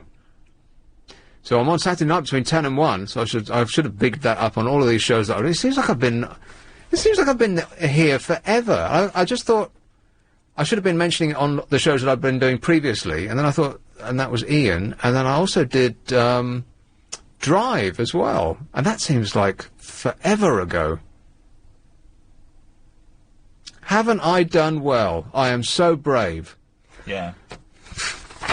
The How Low auction at the moment is one of these excellent Sony DVD players and 10 DVDs of your choice. Is that correct? Deathly silence? I'm on the phone, what? Oh, really? Oh, well, you carry on. Well, I am taking your calls. Oh, my I don't calls. have to if Oh, you don't want righto. to. Well done, like I said. For entertainment on the go, a Sony portable DVD player is all you need to enjoy movies, music, and more. It's got an 8-inch LCD screen, compact design. It's perfect for the road, trips, plane, train, beach. I wouldn't take it on the beach. I'd take it on the plane, the train, and the road, but I would avoid the beach if I were you. It's Sony, so you know it's going to be good. It's worth 260 quid. What do you bid? Stick it on your mobile phone, text LBC plus your bid in pence to 88821. For example, if it was £1, it would be LBC 100 to 88821. The lowest unique bid wins it. The lowest bid that no one else bids. Lines close in 12 minutes. At 11:30. Bidders must be over 16. Bids cost £1.50 plus your standard network rate. See lbc.co.uk for full terms and conditions. Did I say it right? Nothing on the telly. God, we're running late! New Cross. Hello, Bill. Hello there, Nick. Bill, how you going? I'm fine. The reason to be cheerful. Yes. When one goes to bed of a night time and they wake up the next morning and you can see daylight, you're in with another chance. That's a reason to be cheerful. Another chance? Of living, isn't it? Another chance of living? If you don't see daylight, you're in trouble, aren't you? Well, you could be waking up in the middle of the night. I bet you wake up in the middle of the night, Bill. No, I'm 82. I bet you do. I sleep 10 hours every night. What, continuously? Yes. No, don't you need to get up to go to... I don't go to the loo. I sleep 10 hours every night, and the reason I put it down to is that I never allow anything negative to come into my life. Yeah, me either. I've got a contented mind, and when I go to bed of a night time, I sleep contented. Yeah, but most people of your age, forgive me, Bill, they need to get up for, you know, a little light relief. Yeah, but I'm not, you're mixing me with all old pensioners. I'm young at heart, and I'll still go out. I'll still go clubbing every weekend, so I don't allow nothing. Clubbing? Oh, yeah. What kind of clubbing? I'll go in, I can dance garage, jungle, gangster rap, I can go into R&B, Oh, come off it. I can dance rock, I can dance salsa, oh yeah. Well, there you are, and so that is my outlook on life, and that's why I can sleep, and that's why, and I've got nothing in common with people my age, nothing against them. When the pensioner says to me, Bill, what's on the telly? I say, well, I don't know. When I come out, some flowers in the vase. See? So that's the attitude. Nothing negative. And that helps the bladder, obviously. I don't need no help, because when I go to the toilet before I go to bed, I'll go to sleep at 11 o'clock and wake up 9 o'clock in the morning. No problem. Sounds like bliss. No problem. I'm blessed. You're blessed with bliss. And, don't forget, if you can't see daylight in the morning, you're dead. You're in trouble, so that's a reason to be cheerful, so Right. you see daylight. Okay, I'll stick it on the list. Thanks a lot, Bill. Bye. He's a little, you know, I wanted people to be, you know, happy and up, but that was just a little too up, really. I mean, that's just bordering on psychotic. How can anyone be that happy? Oh, come off it. Here's, Bracknell. Hello, Jeffrey. Yeah, why are you convinced all old age people have got problems with their waterworks? Well, because after a little while, you, in the middle of the night, you need to get up and go wee-wee. To put it in a mature way. When you get old, you mean? Well, older. Alright. Maybe it's just I drink too much. Oh, it's your problem you're highlighting. You're generalising from your own specific problems. Always. Okay, fair enough. What about, hang on, I just thought, what about the new Seekers? I'd like to teach the world to sing in perfect harmony. Do you remember that feel-good advert about Coca-Cola? Yes. You obviously weren't impressed by it, though. Well, no, it's a very nice song. Yeah, I'm picturing it in my mind. A swirling camera, and they're all standing on a mountaintop. Harmony, sing applebees and honeybees and snow white turtle doves. Yeah. Yeah. Anyway, there's loads of things to be cheerful about, isn't there? Loads! Name one. I double dare you. Spike Milligan's books. They're very funny. Yes. Chuckled them. The Sound of Willow and Cork on a hot English summer's afternoon. Willow and Leather, I think. Is it leather, is it? Yeah. Oh, you like leather, do you? Oh, who doesn't? Humour. Wait a minute. The Sound of, Willow on Leather. Is it Willow on Leather or Leather on Willow? I think it would have to be Leather on Willow, wouldn't it?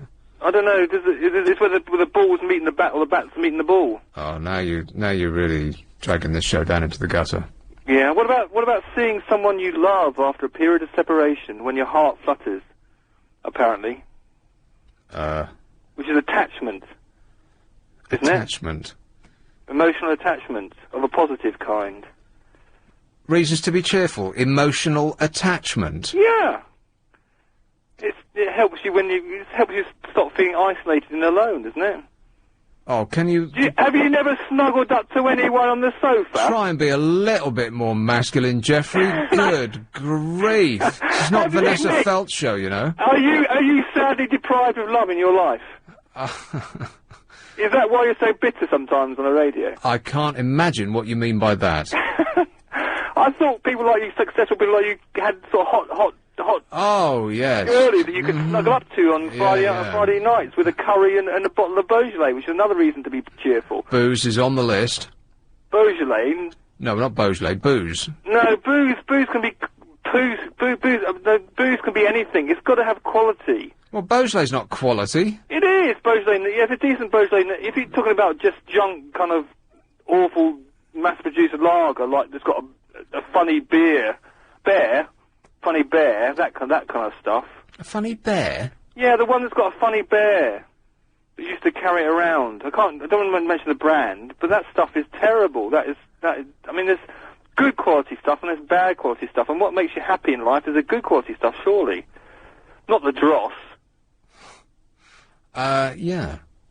Well, I don't really drink a lot of beer. If I'm going to go out and have a pint, I'll have a pint of cider. And until recently, like I've been saying, whenever I say mine's a pint of cider, it's usually met with a pint of what are you drinking it for? And now, of course, everyone's drinking cider. Yeah, and I invented that, and now other people are coming in and drinking it in pints with ice.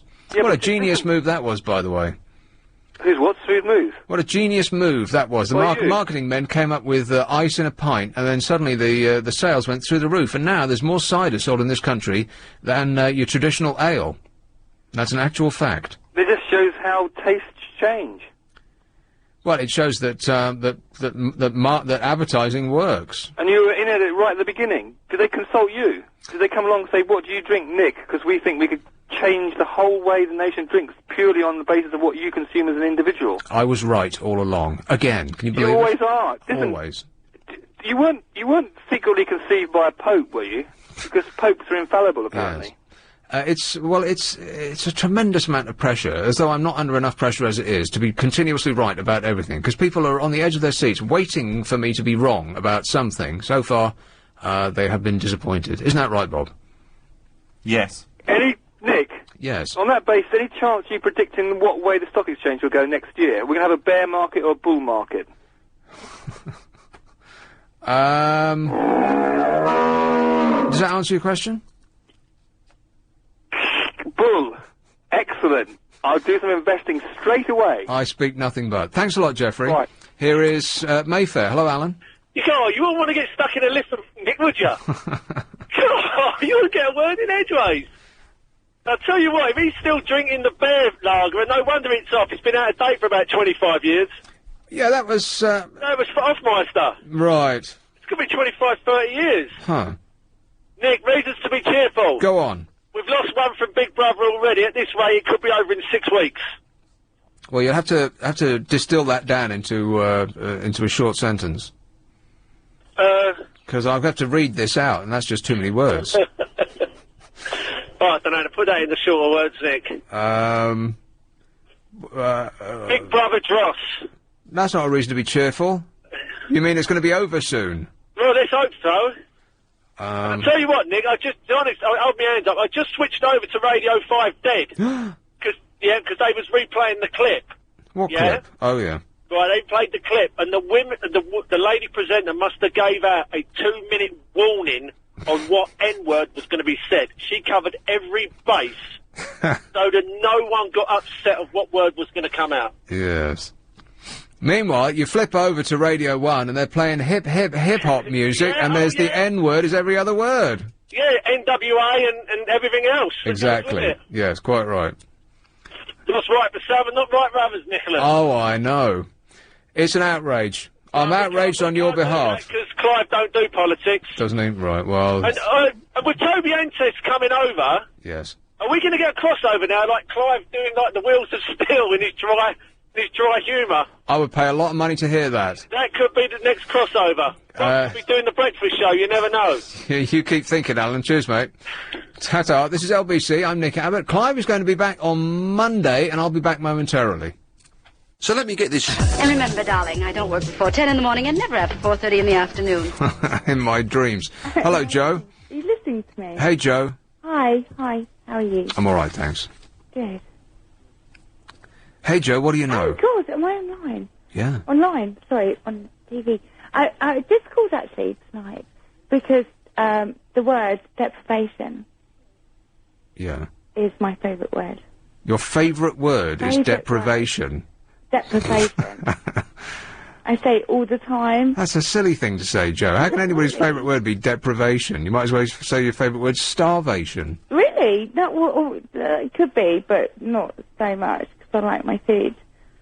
But deprivation's really good. Why? Because it's lack of sleep. Yeah. Definitely. That's the word. Yes, for me. All the time. Deprivation. But it's your... I'm confused. Why is it your favourite word? Because I say it all the time. Why do you say it all the time? How does the word deprivation come up in conversation a lot? Actually, no, it's my favourite word in the last 6 weeks because I'm not sleeping at night. Oh, poor baby. Why not? Poor baby. Because, I've got, stuff going on and bad stuff? stuff, you know. Why am I talking to you? Why are you talking to me? Only you can answer that. I don't know. You called me, remember? Oh, I know, but you're not on the... You should be on the... Yeah?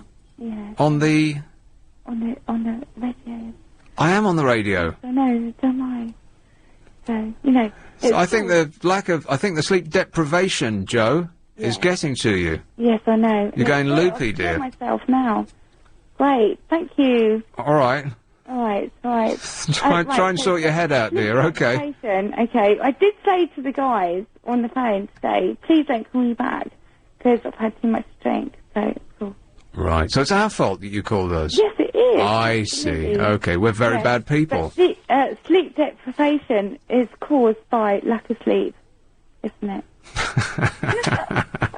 I did tell you. Sleep deprivation is caused by lack of sleep. Is that what you're saying? That's what I'm saying. Right. Mm. I'll write that down. Can you? Yeah, Can I'll you do that. I'll definitely make a note of that. Right, Yeah. would you? Thanks, My Joe. name's Joe. Bye. I know. I'll see you tomorrow. Oh, I won't be here tomorrow. It's the start of a lucky streak. Am I hallucinating, Alex?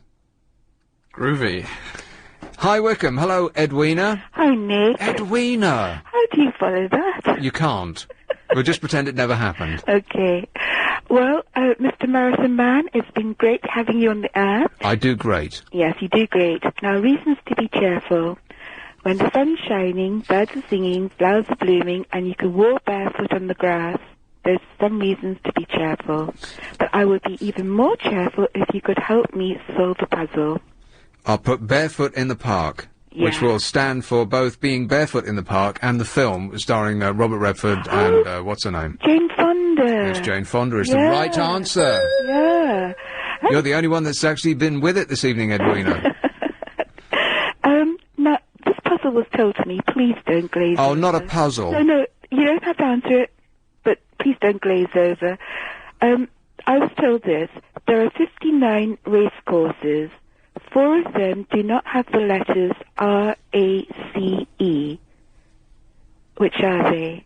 And I haven't a clue. Well, I don't do horsey things. Me neither. But it would be nice to know what the answer is. That would make me cheerful as well. There are Someone could ring in when they give their reasons to be cheerful. Epsom. That's one. But then it's You're Epsom. good. But it's Epsom race course, isn't it? Yeah, but you're good. Epsom. I don't know any race courses. Newmarket. Well, that's got an R in it. Oh yeah, and an A. Yeah. Um. Gosh, you are fantastic. Oh, I won't lie to you. You're right.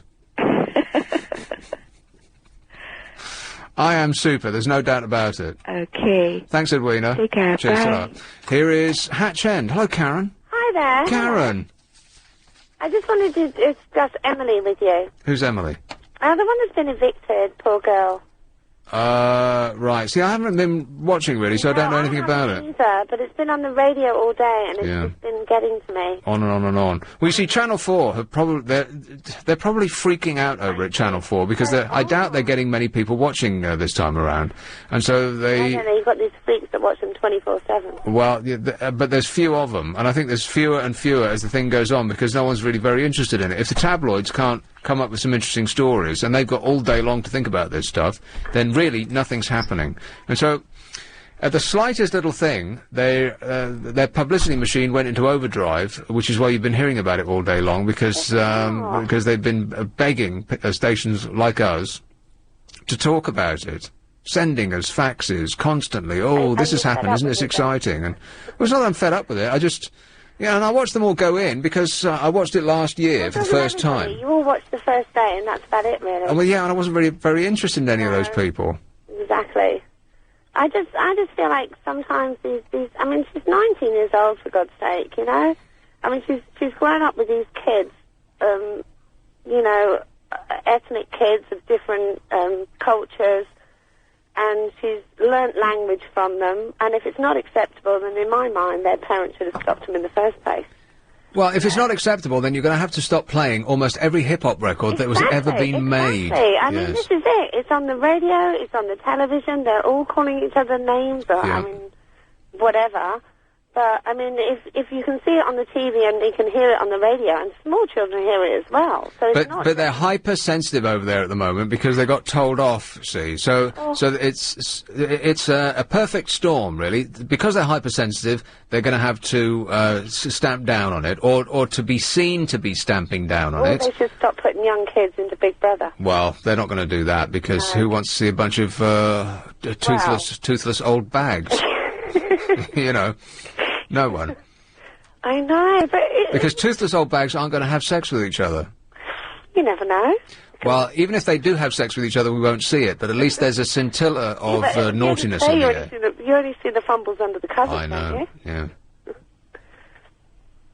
Yeah. Isn't that disappointing? It is. Yeah, they won't... I don't want to see people having sex on TV. I just think they should stop putting people into these places, you know, where they know they're going to cock up.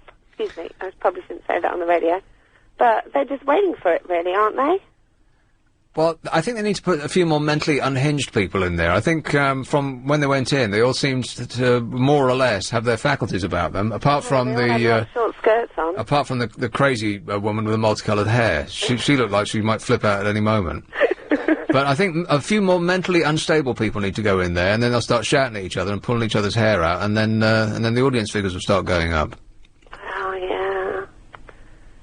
We can but hope, eh, Karen? I know. All right, fingers crossed. Oh, well, listen, yeah, and I really hope that she doesn't get as much flack as Jade did, because I really don't think she deserves it. Well, nobody knows who she is, so she won't. Probably not, yeah. Jade is a household face, so that's why they poured it on her. Yeah, bless her. This other girl, they haven't built her up yet, so they can't knock her down. Good, nowhere, man. Yeah. All right, thanks, Karen. Thank you. Cheers, my dear. Ta-da. Here is Gravesend. Hello, Sue. Hello. I thought everybody that went on those programmes was automatically mentally unhinged. You've got a good point, yeah. Never watched them. Yeah, I think I've got sleep deprivation at the moment, because I went away and I slept in a foreign bed, as I put it, for 2 nights, and I do not sleep when I'm away. You know, it takes me a week to readjust. And I was fine. I slept last night. I was back last night, and I went to bed and I slept. And I thought this morning when I got up I was fine. And then suddenly at midday I got a headache. I felt awful. I felt yuck. You know, I thought, I really do not feel very good. Welcome to my world, Sue. Yes. Yes. Yeah. So did you have a little nap? Well, I couldn't, because unfortunately somebody was coming round to give me my key back and generally be sociable about my holiday, you know. Where did you go? Break. Norfolk. Oh. Which was very restful, apart from the fact I didn't sleep all night, you know, for 2 nights. What do you want to go to Norfolk for? Because I had a friend up there and went to stay with them. Right. Yes. Yes. A friend, he says, waggling his fingers in the air. To denote inverted commas. A friend, was no, it? it was female. I see. Female. Right, okay. Female. So what does one do on holiday in Norfolk? Well, Nothing. if the weather's inclement, I mean, we were at Fakenham, so we went as far as the wildlife place, and it was freezing cold, so we decided not to go in. Yeah, you know why? It's all thanks to global warming. Yes, yes. Yes, and it started raining at that point. So there was enough of the wildfowl around, sort of... Wildfowl? Actually, that we didn't have to pay to see, you know. My friend wanted to collect some wild bird seed, and we looked throughout the shop and all that sort of stuff. And then we went on to Walsingham, which was a saga in itself, because... actually, the shrines at Walsingham are not well signposted, and you expect there to be sort of like lots of people, you know, sort of going round, and there were. Shrines? What do you mean, shrines? Well, there are several shrines. There's an Anglican one and a Roman Catholic one. Oh, I see, right. You know, to Our Lady of Walsingham, you see. So anyway, we did Walsingham, which was great, you know, and then yesterday we did Wells, which was lovely. And then we went and saw sort of the coast along towards Cromer, which is lovely. Lots of sea and sky and wildfowl. What, the coast? Is it beside the seaside?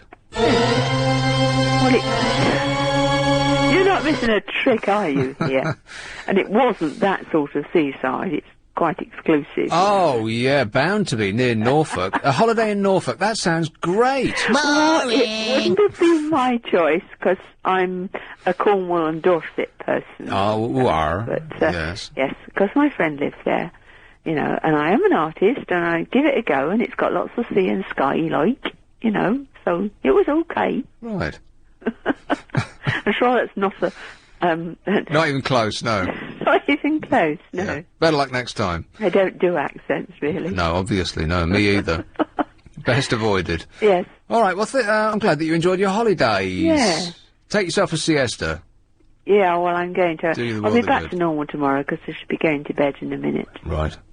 OK, well, enjoy that. OK. Thanks, Sue. Bye. Ta-da, my dear. We're doing Reasons to be Cheerful. So far, we've got Clive's back on Monday. It's Who's It's birthday. Wait a minute. Global warming. Hip hip. Yeah. It's Lighter Later. Americans. Absolutely. I'm Still Here. South Park. Booze. Booze. A quick relax. A happy morning sit down. The sound of leather on willow. And barefoot in the park. Your sofa fits you. I tell you all how happy I am to be back in the studio. Everybody should take a siesta. The majority of workers would like Britain to adopt a continental tradition of a daily siesta, a survey has found. Most believe that 40 winks after lunch would help them to recharge and be more productive during the afternoon. They surveyed 4,300 adults in this country, a budget hotel chain, which would dearly love me to mention their name on the air. Not going to do it. But that is... don't you come after lunch, and the only thing that you want to do is have a little lie down, am I right? Deathly silence. I think you're having a little lie down now. Hello? Bob's on the phone. Oh, right. What? After lunch... Yep. Is the only thing you want to do, having a little lie down, am I right? Well, I work funny hours, don't I? I don't know. Yes, you do. I mean, now, aren't I? Right. So when do you come in? About sort of 5. 5? Yeah. Right. Do you have lunch? Well, no, because I sort of have breakfast. You're being very difficult. When do Well, you have it's breakfast? true. When do you have breakfast? At about sort of 12:15, 12:30. Right. When do you get up? About 11:30. 11:30? Yes.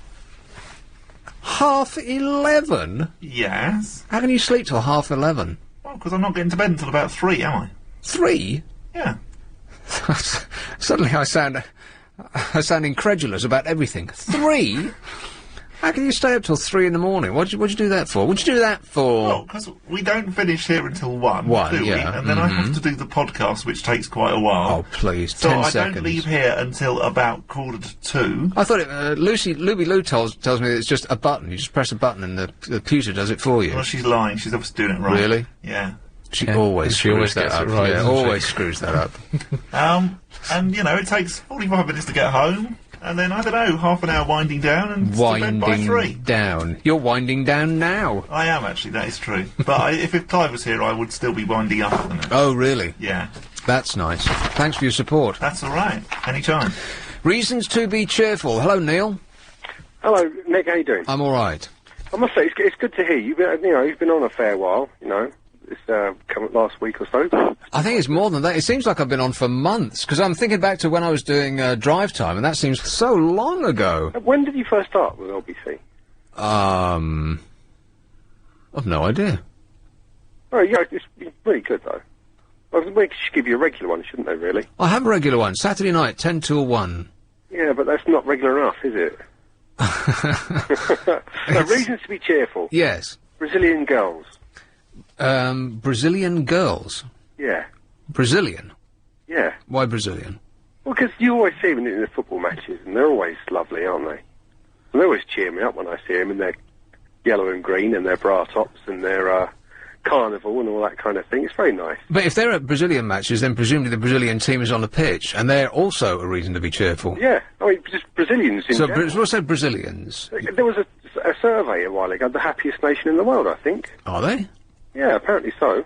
What have they got to be so happy about? The highest murder rate in the world, isn't Yeah. it? Which is a bit of a contradiction. Well, they're cramming in all the happy while they can, because they know that, at any moment it might be their last. Yeah, so anyway, Brazilians, even if they do look like, Goofy, that, what's his name? Ronaldinho, yeah. Some of the girls don't. At least his silky football skills make up for the fact that he looks like that. Poor bloke. Yeah, never mind.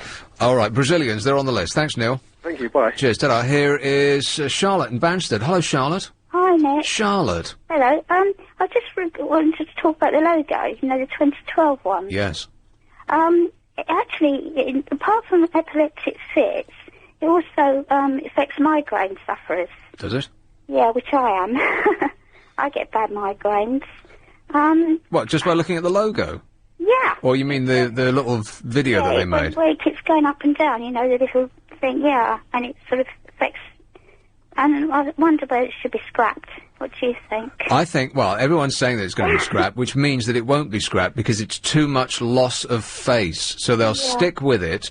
And, they were trying to hedge their bets when they released it. I think they knew that they were on a loser, but they spent so very much money on it that they thought, well, we'll have to put it out now. And they said when they released it, don't worry, it'll evolve, they said. In other words, we know this is crap, but we're going to make it better later.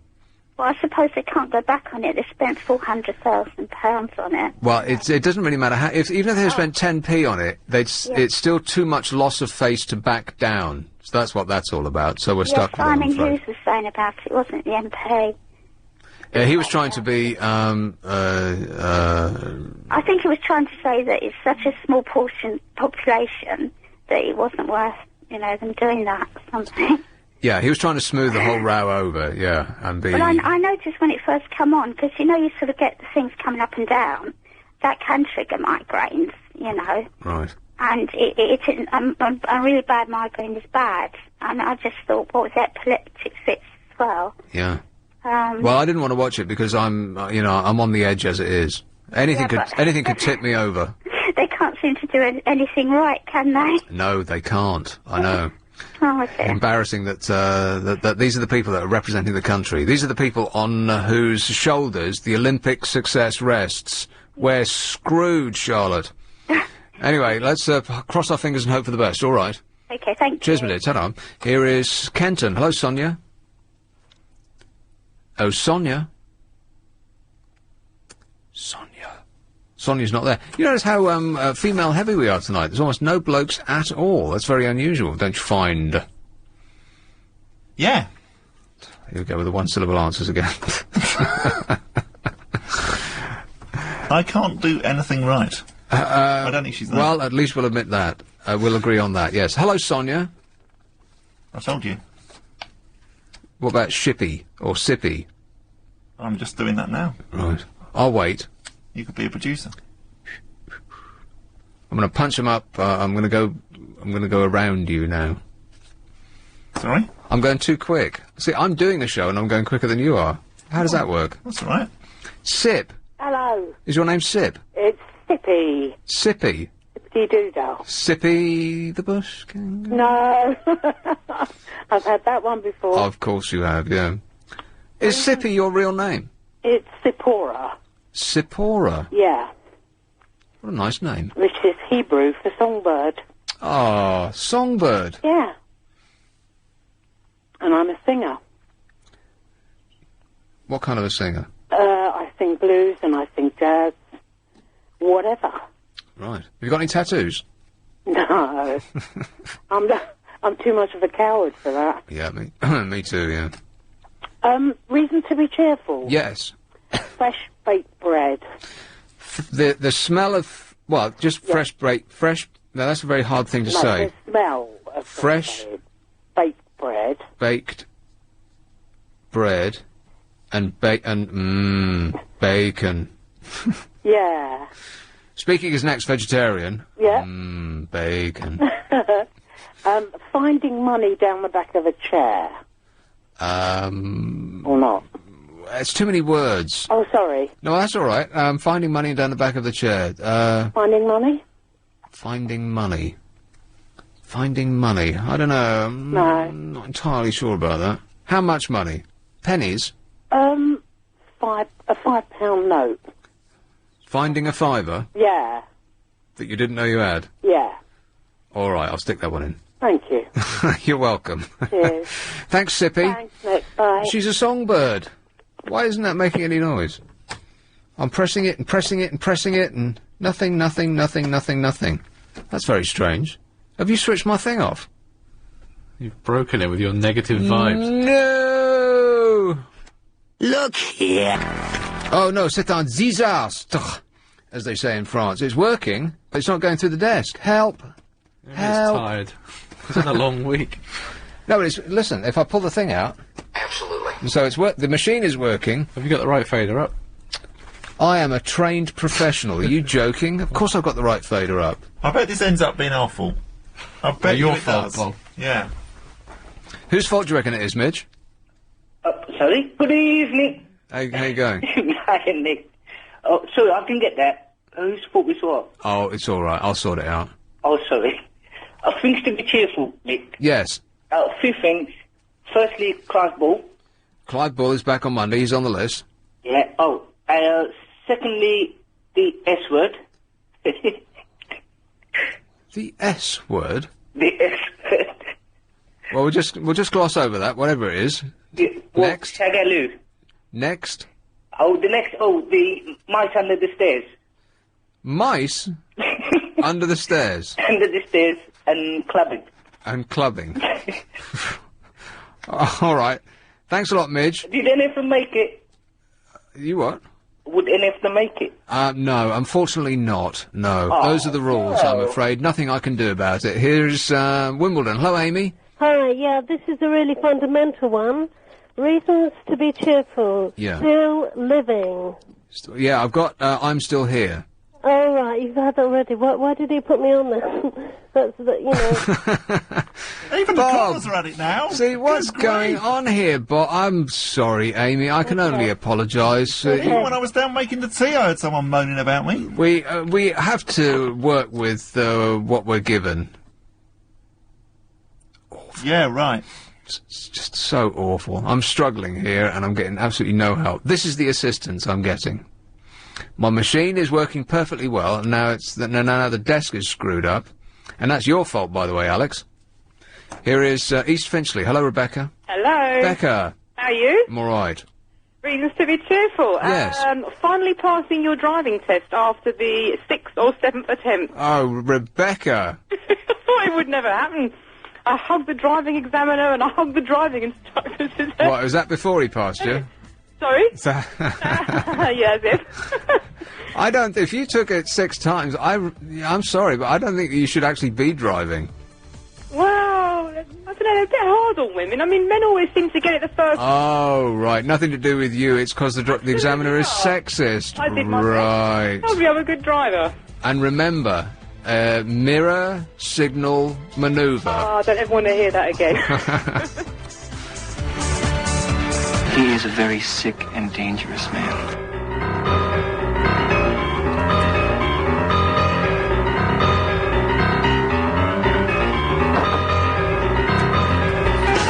Bob successfully reset the machine, or whatever it is you did under the desk. Well done, Bob. You are doing super today. Thanks, Nick. My pleasure. It's nice to be appreciated. Anyway, do you not have a nap? I mean, I know you get up at, like, mostly in the afternoon now. It's an outrage. But don't you feel the need of a nap? Yeah, I feel the need of a nap all the time. Yeah, me too. I tried to have 2 naps this past week. Only one normally takes. The other, I just lie in bed and get increasingly irritated because I can't fall asleep. I can always nap. Any time. Well, usually I can too, but I think you get to a stage when you're so tired, you get past the stage when you can sleep. Does that make any sense? Yeah. Physical tiredness is one thing. Mental is another thing. Mental tiredness will keep you awake. Physical tiredness will send you right to sleep. The pressure of having to get to sleep as well. That's always bad. If you're having a nap because you've got to have a nap. Exactly right, yeah. Thinking, I've got to get to sleep now, I must wake up at 4 o'clock. Precisely. That's a killer. Yeah. because I have my din-dins, and then sort of about 7 o'clock, I thought, right, I've got to sleep now because I've got a lot of talking to do. And on a talk show, if it was a music show, you don't have to be mentally sharp because you just say the same thing over and over again. Hey, like that. But on a talk show, the most important thing is not to have a blizzard of things to talk about. It's not to go through the newspapers and have... I mean, look at these stories. I've got about 30 stories here that and I have to throw them all away eventually because I never get to them because you're just chit-chatting. That's a good thing now, isn't it? Well, yes. But the chit-chatting is very much dependent on whether you're awake or not. It doesn't matter that you've got a lot of stories, because, I mean, look at this. I've got £100,000 will change your life, and apparently that's the minimum amount that people would require for a life-changing experience. Whitehall non-jobs, airport security, MP's expensive, saving a suicide, helmet boxing, hidden speed cameras, happier with old bodies, phone boxes, mirror fashion tips, worrying, a 4-year-old's mental health, police speeders, National Audit Office, country walks beat depression, Colleen's perfume, the Olympics, prisoners bill, marriage is not good, and on and on and on it goes. And I never get to any of them. They just sort of tick around, and then eventually there's just too old news to even mention, and I have to throw them away. The key is that you are awake mentally to just, just stuff pours out. Why don't you do one of them now? Get one of them out of the way. I'm just being a producer here.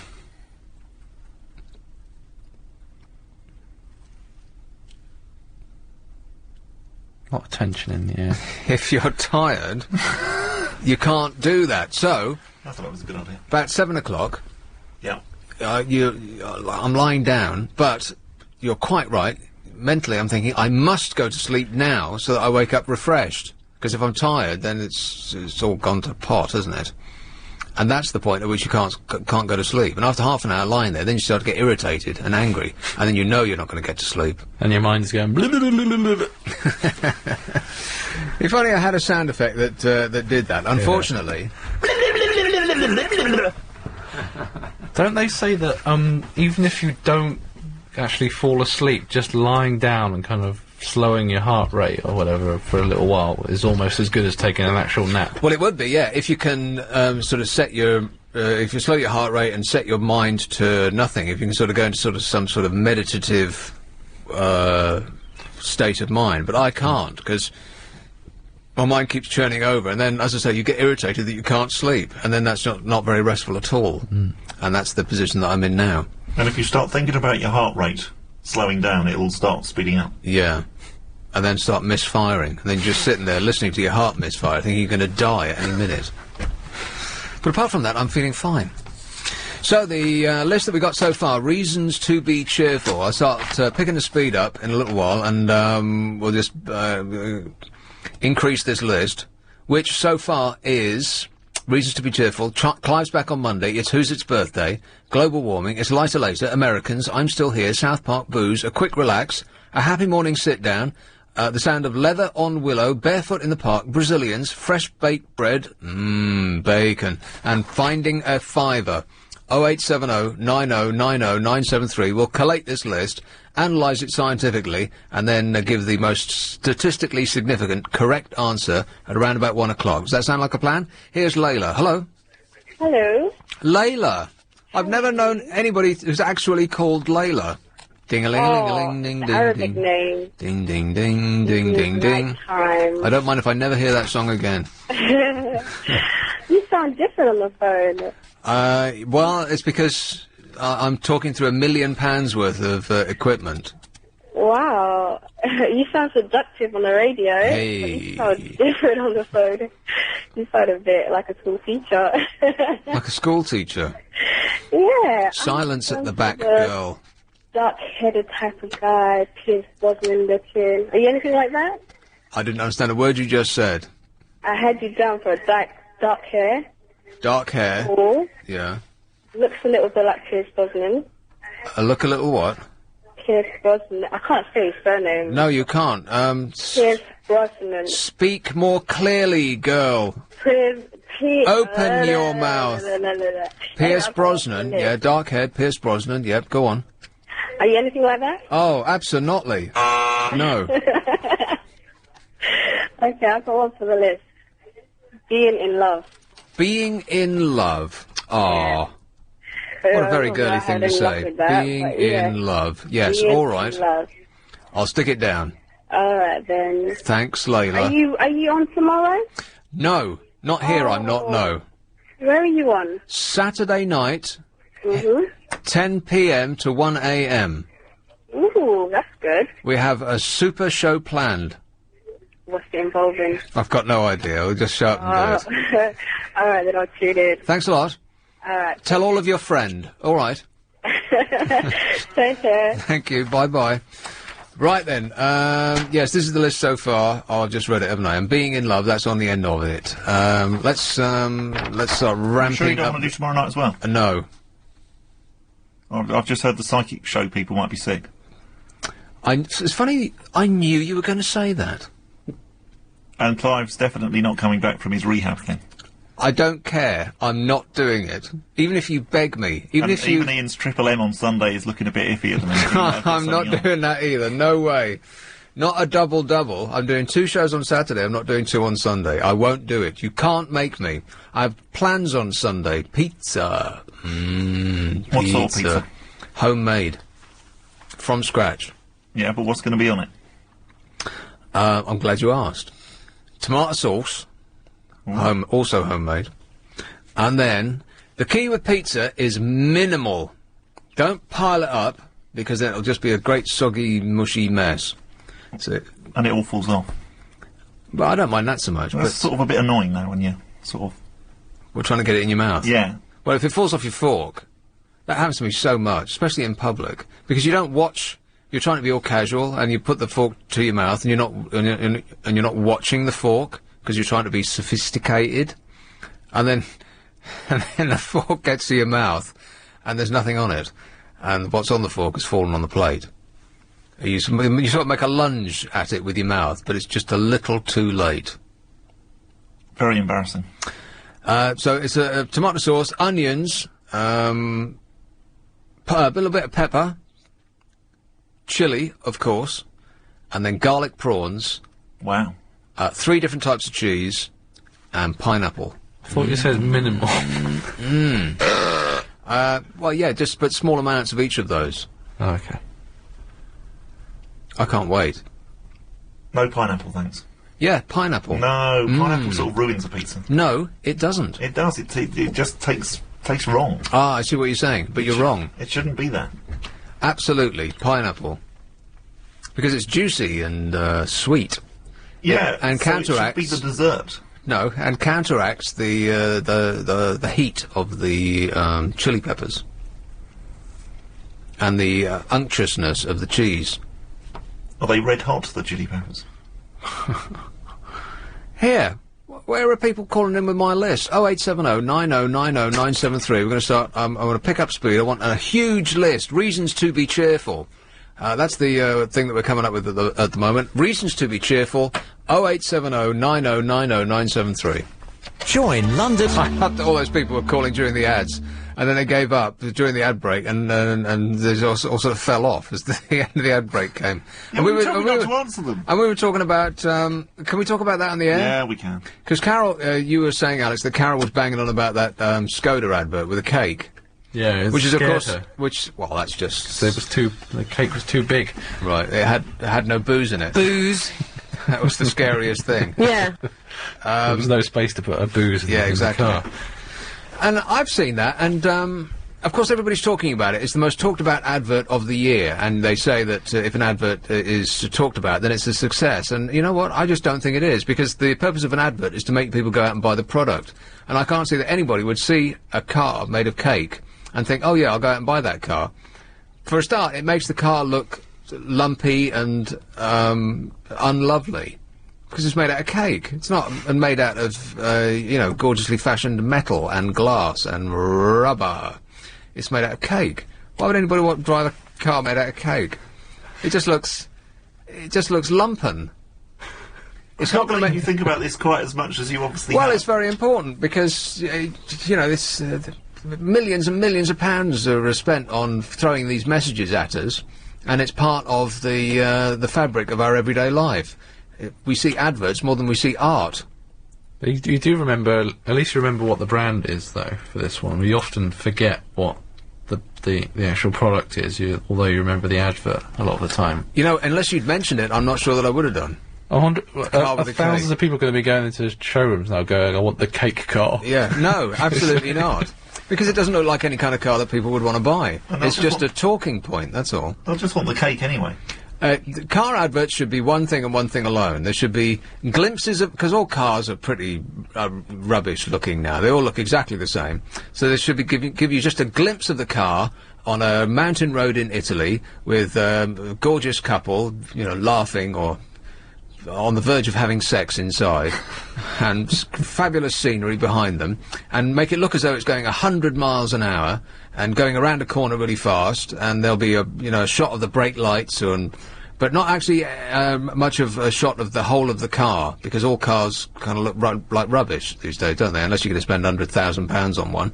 But any car that normal people like us can afford looks like pants.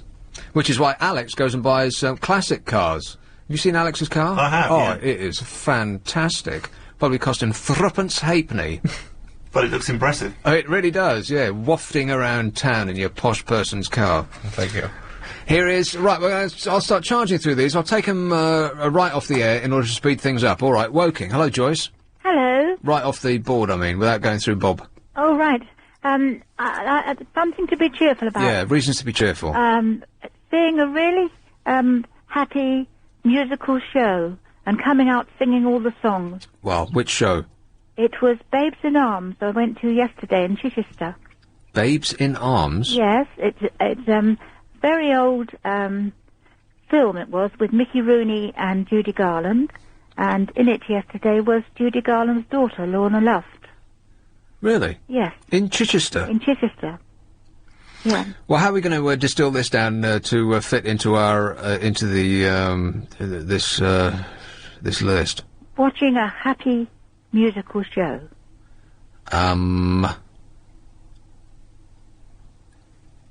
It had songs such as My Funny Valentine. Oh yeah. In it. Mm. Watching a happy musical show. Yeah.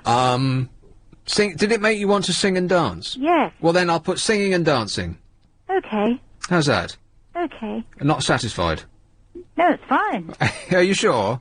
Because I don't want you to leave dissatisfied. I do like singing. I mean, I was Right. singing. Makes you want to skip down the road, doesn't it? It doesn't Control yourself, help anybody Joyce. else, No. because, you know, I'm ancient. Don't be so hard on yourself, Joyce. All right, singing and dancing, it's on the list. Okay. Thanks a lot, my dear. Ta-da. Bye-bye. What a nice lady. Here is a mobile. Hello. Hello. Hello. Hello, mate. How are you going? All good, all good. What have you got for us? Well, he was talking about cooking. He was like, I just want to ask him, You're on the air. Oh, sorry. Yeah, I mean, where did you learn all that? Where did I learn or what? You've been talking about all that rubbish mix, but, I mean, honestly, I'm a chef, but the way I heard you, I thought you were quite good, but... A chef? What show are you listening to? We haven't been talking about cooking. Yes, you're not cooking, but I've been talking to you, man, about all that pineapple and all that mix and... Oh, pizza. Yeah. Yeah. I thought you were quite good in that, but... I am. I'm great, mate. That's how you make a pizza. What kind of pizza is that? It's the best pizza in the world.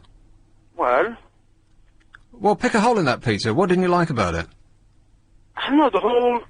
It's too much on it, mate. You just kill it. I mean, put 2-3 things on it, and that's it. Yeah, but there Three items on it, and only that's it. small amounts of each individual ingredient. Yeah, but you put 40... Listen, I am a pizza expert. Well... I've been making my own pizza for an absolute dog's age. I'm not going to take any criticism from no chef. All right. All right. Here is Lewisham. Hello, Zax. Hello there. Am I on the air right now? Yes, it's you. Fantastic. Just something for your list. Go on. Things that make you happy. I found an old diary of mine, which I've had it for about 10 years or so, and I've got everyone's numbers in there, all my old mates. Most of those numbers, I've got them on my mobile phone anyway, but I just went through it, and I was just reading some of the names, all of them quite familiar, except for one. I dialed that number up, and it happened to be an old friend of mine from, 12 years ago or something like that. And I phoned him up, he's still got the same number, he's doing really well, and we're going to meet up on Saturday. But you didn't know who it was? Well, it just said V next to it, and I never knew who V was, but it turned out to be my mate Vincent. And I used to work with him while I was at university. Well, what did you do when he answered the phone? What did you say? Hello, I don't know who you are. Exactly that. I phoned up and I said, hi, is this V? And he went, yeah, because he's known as V, he's not known as Vin, well, everyone calls him V. And I go, right, now, you might not know who you are. I mean, you might not know who this is, but I've just found your number in an old diary of mine. It's in a wind-up, and it's Zach's. And, do you remember me? Any thought about it for a while? Bob's looking, like, very confused. No? I was just making sure that it had worked, because it didn't do anything in here, but I can see that it is. Are you sure? Yes, I am absolutely sure. All right, you're a very bad man, Zach, but thanks for me. All right. See you later. Here is, Bexley. Celeste. Hello. Hello, Celeste. Hi. How are you? I'm very well, thank you. Great, mate. Things that make you happy. Reasons to be cheerful, yeah. I think small victories, like a string of green lights when you're driving. Oh, yeah. That does it for me. Yeah, I know what you mean, yeah. You do feel warm inside, don't you? And there's this moment of tension as you approach the green light, because if you're really near it, then you know that even if it changes, you're going to sail through anyway. But if you're about sort of 20 yards away, you know that you're going to have to screech to a halt. And so there's this moment beyond which you know you're all right. But approaching that moment, there's a certain amount of tension there that you just hope beyond hope that the light stays the same. And there's a part of you that thinks there's no way, because you've been watching that green light from a long way away, and you think there's no way that's going to stay green.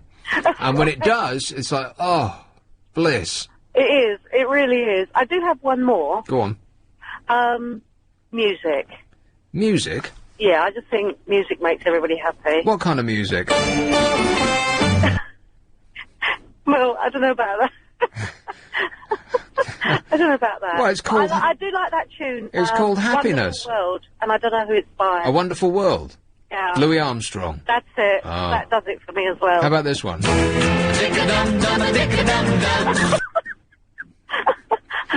I'll put that one down as well. A dick-a-dum. All right, thanks, Celeste. Thank you. Cheers, ta-da. A dick-a-dum. Who is that, by the way? That was, Des O'Connor. Is the right answer. West Hampstead. Hello, David. Hello. David. I'm all right. I'm trying to complain. Oh, no.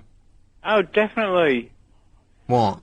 I'll tell you why, because everybody's thing has been lit on the list, the things to be cheerful for, except for mine. Which was? Which was nuclear winter, because it was going to cancel out global warming. I don't think the death of all living things on the planet is any reason to be cheerful. Of course it is. Right. When you next have a party, be sure and not invite me, all right? I can only cope with so much misery. Thanks a lot, David. Okay, then. All right, cheers. All right, bye. Ta-ta. Here is a mobile. Hello. Hello, yeah, I've got a reason to be cheerful. Go on, then. I'm just in the middle of the surveillance of somebody's house, and we've just found some eclairs down the back of the seat. Here is Croydon. Hello, John. Good afternoon. John. I'm cheerful about the fact that I'm gay, and that therefore I can appreciate the gorgeousness of lots of handsome young men. Right, I've got music for that too. I feel pretty, oh so pretty. I feel pretty and witty and gay. I feel pretty. I'll stick it on the list. All right. More to the point, they are pretty. I'm not pretty, but they are, and that's an advantage to me. All right. I'll take your word for it. Globule. A mobile. Hello. Hello. Yes, sir. I've got my reason to be cheerful. Go on, then. I'm just on the middle of a surveillance operation, and we've... Here is Croydon. Hello, David. Is there a known antidote to Mad John? I've got a get well card for him, but I think it needs a bit more than that. Have you got any ideas? No, none over here. We're fresh out. Warfarin? Thins the blood? What else could we try? We could try chlorpromazine, Logactil, Zyprexa, olanzapine. If only we could treat him. I think There's a guy who's reading his bathroom cabinet. I think it's a terminal illness. The prognosis is not good for globule. But if you like it, what turns you on, tune to your station. If you don't, try somewhere else. All right, here's Middlesbrough. Midge. Nick, bondage and leather. Bondage and leather. That's And sex. That's a song by Bondage and Leather. That's by Saxon. It's actually Denim and Leather, but Bondage and Leather's better. By the band Saxon. Well, the band Saxon. I'll put the band Saxon. No. Why not? Saxon. Yeah, they're great. Denim and Leather. Wheels of Steel. What a song that was. How can you not like that? One of the new wave of British heavy metal. What was it called? New wave of British heavy metal is exactly what it is. I got that one right too. I'm on a roll tonight, eh? You must be so proud. Right, well, so far the list is starting to bulge. And it's about 20 strong. So we'll recap that as we come back and continue to put this scientific survey together and come out with the right one, eventually. The studio calls flashing up on the indicator. Pimlico, hello, Bob. Hello, Nick. How are you? I'm all right, thanks. Can I add vinyl LPs to your list, mate? Vinyl? If you don't mind. I know I'm a bit old, but I do like my old vinyl. I love the smell of vinyl in the morning. I do, especially if it's Captain Beefheart. Captain Beefheart and his magic band, yeah. Yeah. All right. I'll stick I love the smell of vinyl in the morning. Thanks for that, Nick. All right, cheers, mate. Cheers. Captain Beefheart? Well, he's crazy. Hello, you're on the air. Hello there. Yes, reason for being happy. Yes. Being alive. I've got I'm still here. Oh, well, I say being alive. All right, well, I'm still here, do. Okay, yeah. All right. Thank you. Thank you. Bye. 0870 90 90 973. I'll just punch you up off the board and we'll continue to put this statistically significant list together of reasons to be cheerful. Hello, Sarah. Hi, I've got 3 reasons. Go on. Okay, reason number 1, when you have the day off or if you're not working and you're in the city and everyone else is going to work, but you're not going to work. The day off. Yeah. But not only the day off, but it's when everyone else is working and you're not even in a hurry, you know? I'll strike the day off and I'll put watching other people work. Okay, yes. The color pink. Watching others work. The colour pink. Yes. It's like red, but not quite. Like Aerosmith said, one of the greatest lyrics in rock. You have to hear it in context. Probably. Okay, and... Blimey, it's like doing a show back at Virgin. Oops, I said that on the air, didn't I? Mate, dump that bit as well. Yeah. Suddenly we've got 11-year-olds on the phone. Oh, no. All right, well, we'll just pause and whistle. Right, let it grow a bit. Excuse me? the delay. Here's a safe pair of hands. Hello, Aid. Hello, Nick. How you doing? I'm all right, thanks. Yeah, it was on about sleep earlier. Did you that brought me attention to alarm clocks. So I've seen a while ago that you can get an alarm clock that flies now. That flies? Yeah, so the idea is to make you get up out of bed. What do you mean that flies?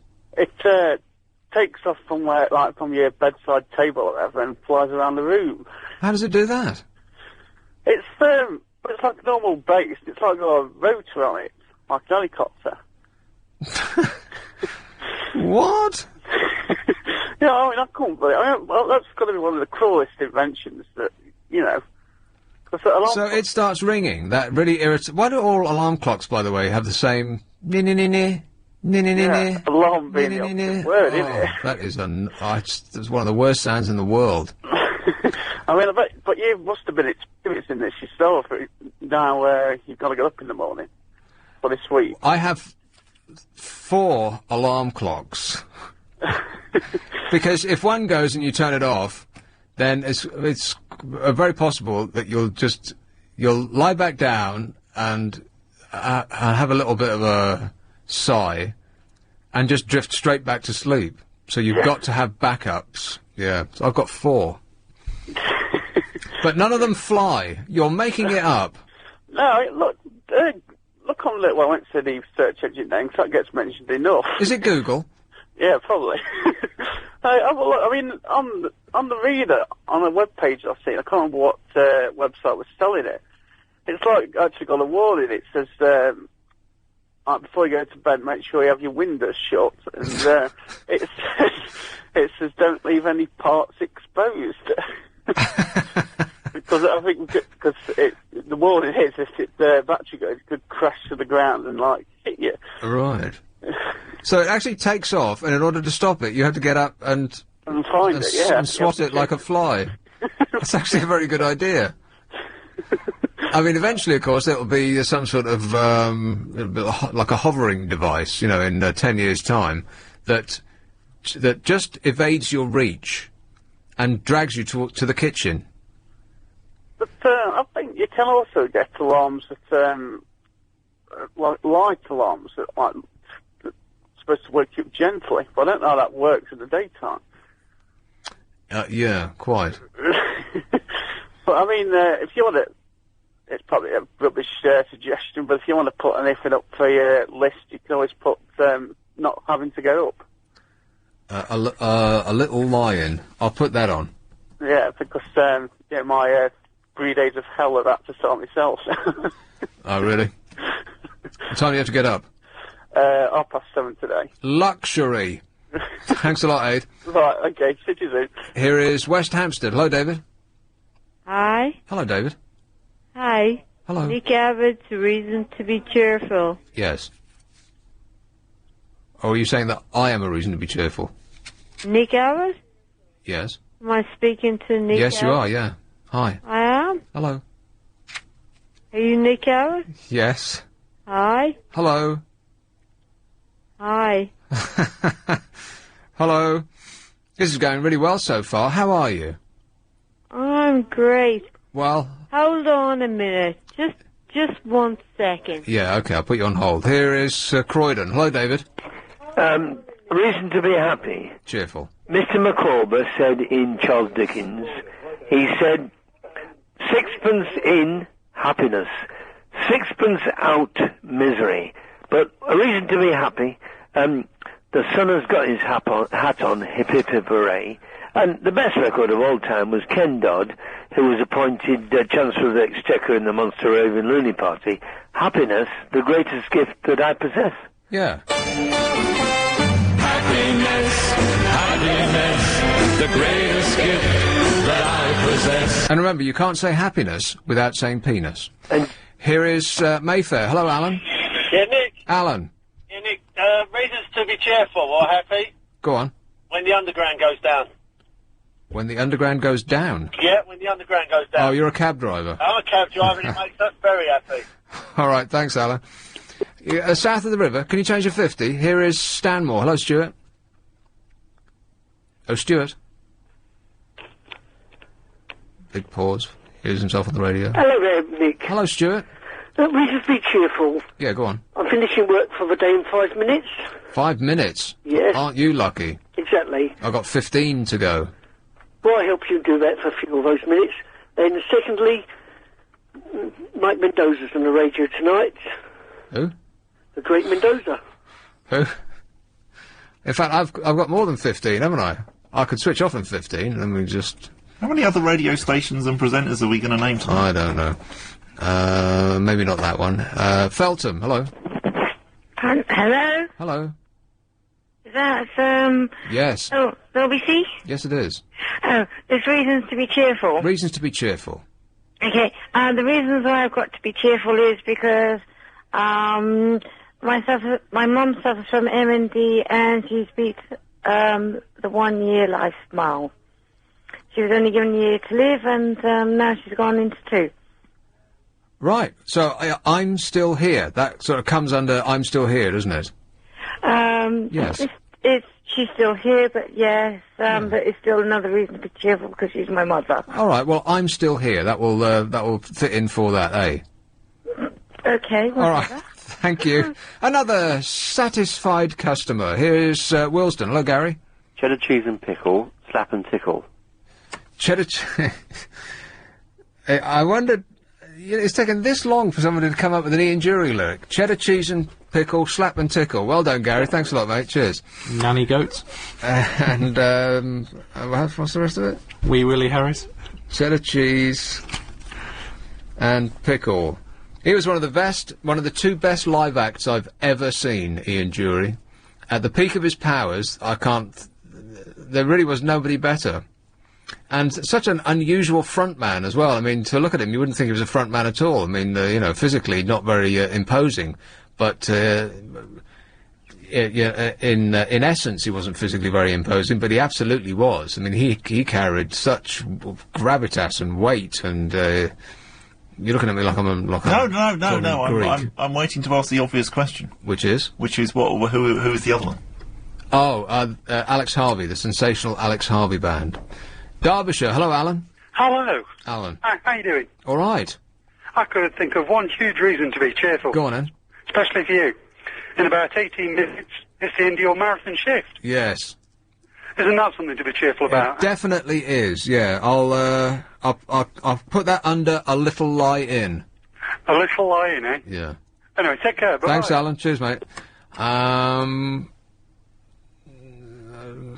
Cautious about going to any of these ones. They haven't got names on them now.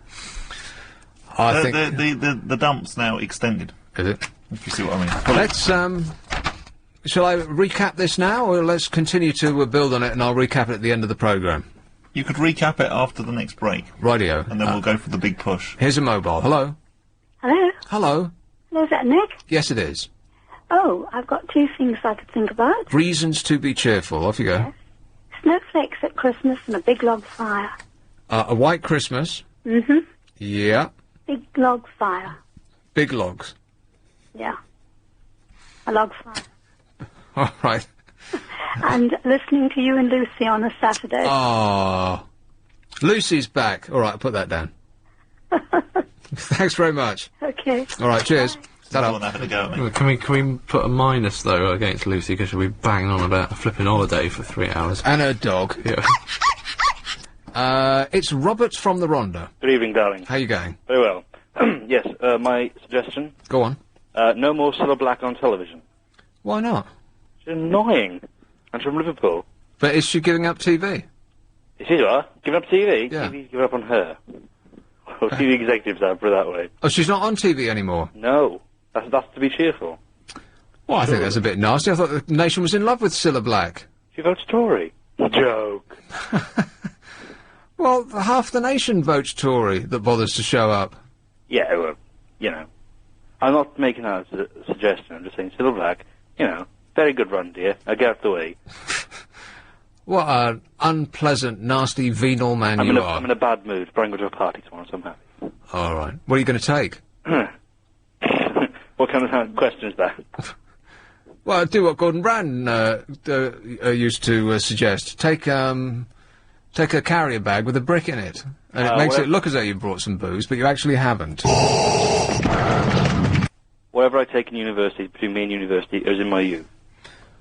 All right, well, the best of luck with that party. All right, Rob. Thank you, darling. Cheer up, mate. This is LBC. Cucumber Man believes Nick Abbott. Come on, we're running late. Millil. Hello, James. Hello, how you doing? I'm all right, thanks. I was just suggesting the old goodbye wave to Tony Blair as being something we should be fairly cheerful about. Tony's... How should we rephrase this? Tony's off? Tony Blair's... the back of Tony... Come on, give us a hand. Tony, go. Go now. Just go. There's got to be some neat way of phrasing that. Any suggestions in there, boys? No? Bye Blair. Bye. Yeah, all right. Bye Blair. That's close enough. Unless you've got anything better, Bob. I'll take that as a no. Okay. Bye Blair. How's that, James? Yeah, that sounds good. That sounds good. And one other thing too, something to be extremely happy about. Yeah. Go on. Beckham. Oh, Beckham's back. Oh, Beckham's back. Yeah, Beckham's back for good. Until he goes to America, and then he... And then stops training on the passes, which is obviously what he's doing 24 hours a day. 24 hours a day, yeah. Well, practice makes perfect, eh? All right, thanks a lot, James. Take care. Cheers. He's not going to be coming back, really, for England. I mean, that's 6,000 miles for a football match. That's just... Beckham's back. It's funny how the country just is pouring love all over him. What a fairy story that man's life is. Extraordinary, really. It will become a movie. Here is Notting Hill. Hello, Susie. Hello? Susie. Hello? Hello, Susie. You seem surprised. Surprised about what? I'm sorry. I expected to be answered by Bob. Oh, no. Bob's in there having a quick relax. Oh, I see. Hello. Hello, Susie. No, hi. Nice to talk to you. And you. What have you got for us? Reasons to be cheerful. Yes. The fantastic music that we've been left by Bach, Beethoven, Schubert, Mozart, and all this wonderful church music that we've been left. Whether you agree with religion or not. Can you imagine life without this wonderful stuff that we've been left... Stuff? Well, no. I'm saying stuff because I just can't think of... I know, you're overcome, Susie. It is wonderful. Yeah. Can you imagine it? If life without it. I know, that's what they say at Classic FM, yeah. If it had never happened. I'll put dead artists down, all right. Oh, no, not dead. Yeah. But just the wonderful... I mean, Schubert. I know, you're... And all these singers. You're almost speechless. I if know, only. but if we'd never heard that, we'd be a poorer place. I'll put dead artists down, all right. No, don't be silly. Not dead artists. It's on the list. There's nothing I can do about it now. Unfortunately, but it's been written down. It's just... Those are the rules. It's nothing to do with you, wonderful Susie. to be cheerful about. Absolutely. Because we would have been so sad without it. Oh. All right, thanks, Susie. Wouldn't we? Don't you think? Or are you not interested in... I'm beyond thinking now. I'm just... In the classics? I'm running on empty. No, I love it. How can you not love it? Dead artists, they're on the list. Thanks, Susie. Here is Croydon. Hello, David. Jesus wants me for a sunbeam to shine for him each day. Here's a mobile. Hello. Again, we hear it. And another one. Hello. And another one. Hello. Hello, this is Veronica. Veronica. Hello. How are you? I'm very well, thank you. Great, mate. What have you got for us? I'm actually phoning from Republic of Ireland. Oh, yeah. And I got so bored of watching Big Brother. Naturally. Are they sleeping yet? Like you do. No, actually, shall I tell you why? Because my son is doing his hires, he's leaving third. Like his exams, like O-levels, A-levels. His hires? Yeah. He's doing it in Scotland? In Ireland. Oh, they're hires in Ireland, are they? Right, yeah. Leaving cert. Because I took hires in Scotland. Yes. That's funny you should say that, because that's my whole point. Right. What I was actually going to say was that I'm so glad I'm living in Ireland and not the Shetland Islands, which is Scotland. See, so that's funny you should That's say a reason that. to be cheerful. The reason to be cheerful is that I'm living in Ireland, and I can't understand why the Irish say, I know they call it the Emerald Islands, right? Because of the rain, because it's green. If you lived in Shetland, like I did, with the wind and the rain and the snow and the cold and no trees, it's... Oh, sorry, I've just listened. Sorry, forget it. Anyway... Are you okay? I thought someone just said Shetland there when maybe I'm... That was you. Was it? Oh. It just popped out. Speaking? I think it sounds like you, yeah. Oh, my God, I'm so sorry. I thought I was just talking to you. No, dear, I'm taking them... Well, you are. But you're on the air as well. I thought I was talking to, like... Oh, no. Are you listening to this show? Or are you just calling it? No, No, I'm watching. No, I'm listening. I'll put green down, all right. Oh, I'm so sorry. That's okay. No, you're making perfect sense, or at least as much as anybody else is on this show. I'll put green down, okay. Cheers, my dear. Ta-da. Green. It's a very scientific list. We're coming towards the end of this. Isn't it getting exciting? No. Here is West Kensington. Hello, Jane. Hi there. Jane. Tony Blair's leaving. Yeah, bye-bye, Blair. I've got that I'm one. very happy about it, and it's been great, your long run, and I've really enjoyed it, Nick. Thanks, So, Jane. I'll be listening in the future, love. Oh, well, Saturday, 10 till 1. Yes, I wish you were on more often, though. All the best. I can't do any more, please. Please don't make me do any more, Jane. Here is Kensington. Joanne. Oh, Joanne. An ecstasy of fumbling. Croydon. Hello, John. Chocolate biscuits and treacle pudding. Globules. Same to you. Shall I put that down? Yeah, all right, go on. What? Is that a unanimous verdict? Alex? Alex is unimpressed. I don't know. It's a no. Here is, Mobile. Hello? Hello, I'm just finding off about things that make us so happy. Reasons to be cheerful, yeah. Reasons to be cheerful, that's the one. Food. Food, glorious food. Food. Food, well, you know, it's like we have a few beers and all that. You come home, you get a bit hungry, don't you? Can you nail it down a bit more for us? I suppose it's snack fooding, I suppose. Snacks? Yeah. Alright. Snacks, I'll put them on the list. Has anyone said chocolate yet? No, no one. Not yet, no. Joanne. Joanne. Hello? Hello, Joanne. Oh, hello, Nick. You wanted a word for Tony Blair. Yeah. It's Tony Blair's departure, surely. Well, I've got Bye-Bye Blair. Okay, Does that do? Is that true that you're going to do the psychic show tomorrow? No. Oh, come on. I'm definitely not going to do it, no. I'm going to be drunk by about 2 in the afternoon. Okay. I promise you. All right, I'll let you then. Even if they don't show up, and Bob... sometimes, you know, when you get drunk in the afternoon, you know when you get drunk in the afternoon, sometimes I think, if the phone rings, I'm not going to answer it, because they'll say, hey, Nick, someone hasn't shown up. Can you never come in answer your phone. Can you come in and do the... You never ever answer your phone. Can you come in and do the show? And I would have to come up with some excuse. No, I can't because I'm drunk. That doesn't sound very good, does it? Myrtle. Yes. Hello, Myrtle. Hello. How you doing, dear? Fine, thank you. That's Bob, is it? No, you're straight to air. Reasons to be cheerful. I have a wonderful reason to be cheerful. Go on, then. I have a lovely 13-year-old grandson Yeah. who today bought me a mug. And written on this mug was, gorgeous Grandma, I love you. Mugs. I'll put mugs on the list. That has to be a special one, though. Oh, well, I'll just put mugs and then we can fill in the blanks, all right. Okay. Thanks, Myrtle. Bye. What a nice lady. Here is Abbey Wood. Hello, John. Hello, mate. John. Reasons to be cheerful. Yes. Sex and drugs and sausage rolls. All right, thank you. Sex and drugs and sausage rolls. The amazing adventure.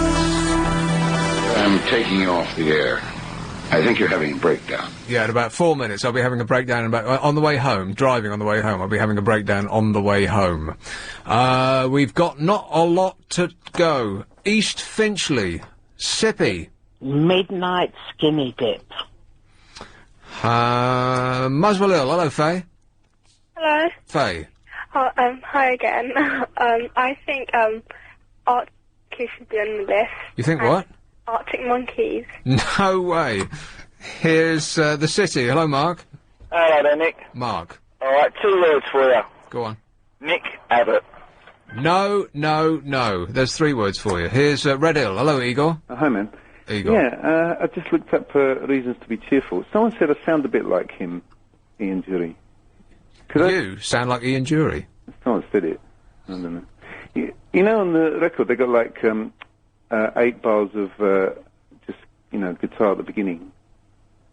Well, I'm not musical, but... Well, it was just before he comes in. Yeah. So, say I play it and can I do the first 8 lines? Yeah, absolutely. Can you do that for us now? Could you tell me if it sounds like him? Yeah, please do. All right. Here we go. Reasons to be cheerful, part 3. No, you're doing it. Oh, no, we ran out of time on that call. Here's Bolton. Hello, Tam. Hey, my suggestion for cheerfulness? Yes. Fast, powerful, turbocharged cars. Shepherd's Bush. Hello, Fred. Speed. I'll put speed on there, shall I? Unfortunately, it's right beneath sex and drugs and rock and roll. It's, I'm not making up this list. I'm only writing it down. Shepherd's Bush. Hello, Fred. I'm just going for an Ian Lee. I've got no idea what that means, but it just sounds awful. Romford. Hello, James. Hey, mate. I've just got a couple of them. Sky Plus, or should I say generic digital recording pause live telly thing. Yes, good save. Fantastic. Couldn't do without it. I know. Late night radio, not specifically LBC, but LBC is the top dog. I'll put PVRs, which will stand for personal video recorders and perverts. Very good. And last but not least, I know you're short on time, I'm going to go all soft on you. My 17-month-old little baby boy, Jacob J. Aww. He is a little monkey, and I don't know what I'd do without him now. Oh, now I'm feeling really bilious. Thanks a lot, mate. Here is Abbey Wood. Hello, John. Hello, mate. John. I nearly forgot what I was going to say. The Cucumber Man adverts are back on help.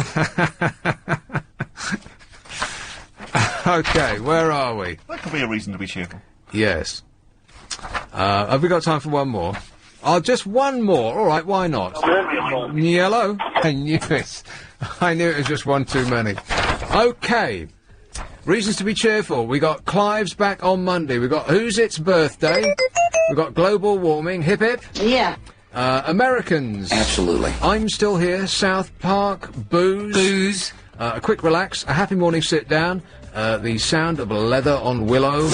Barefoot in the Park, Brazilians, fresh baked bread, bacon, finding a fiver, being in love, singing and dancing, a dick-a-dum-dum, I Feel Pretty, the band Saxon, vinyl, watching others work, a little lion, cheddar cheese and pickle, a white Christmas, big logs, Lucy's back, bye-bye Blair, Beckham's back, dead artists, green, snacks, mugs, sex and drugs and sausage rolls, speed and PVRs, and the answer... On 97.3 DAB and online. Pineapple and pizzas. LBC.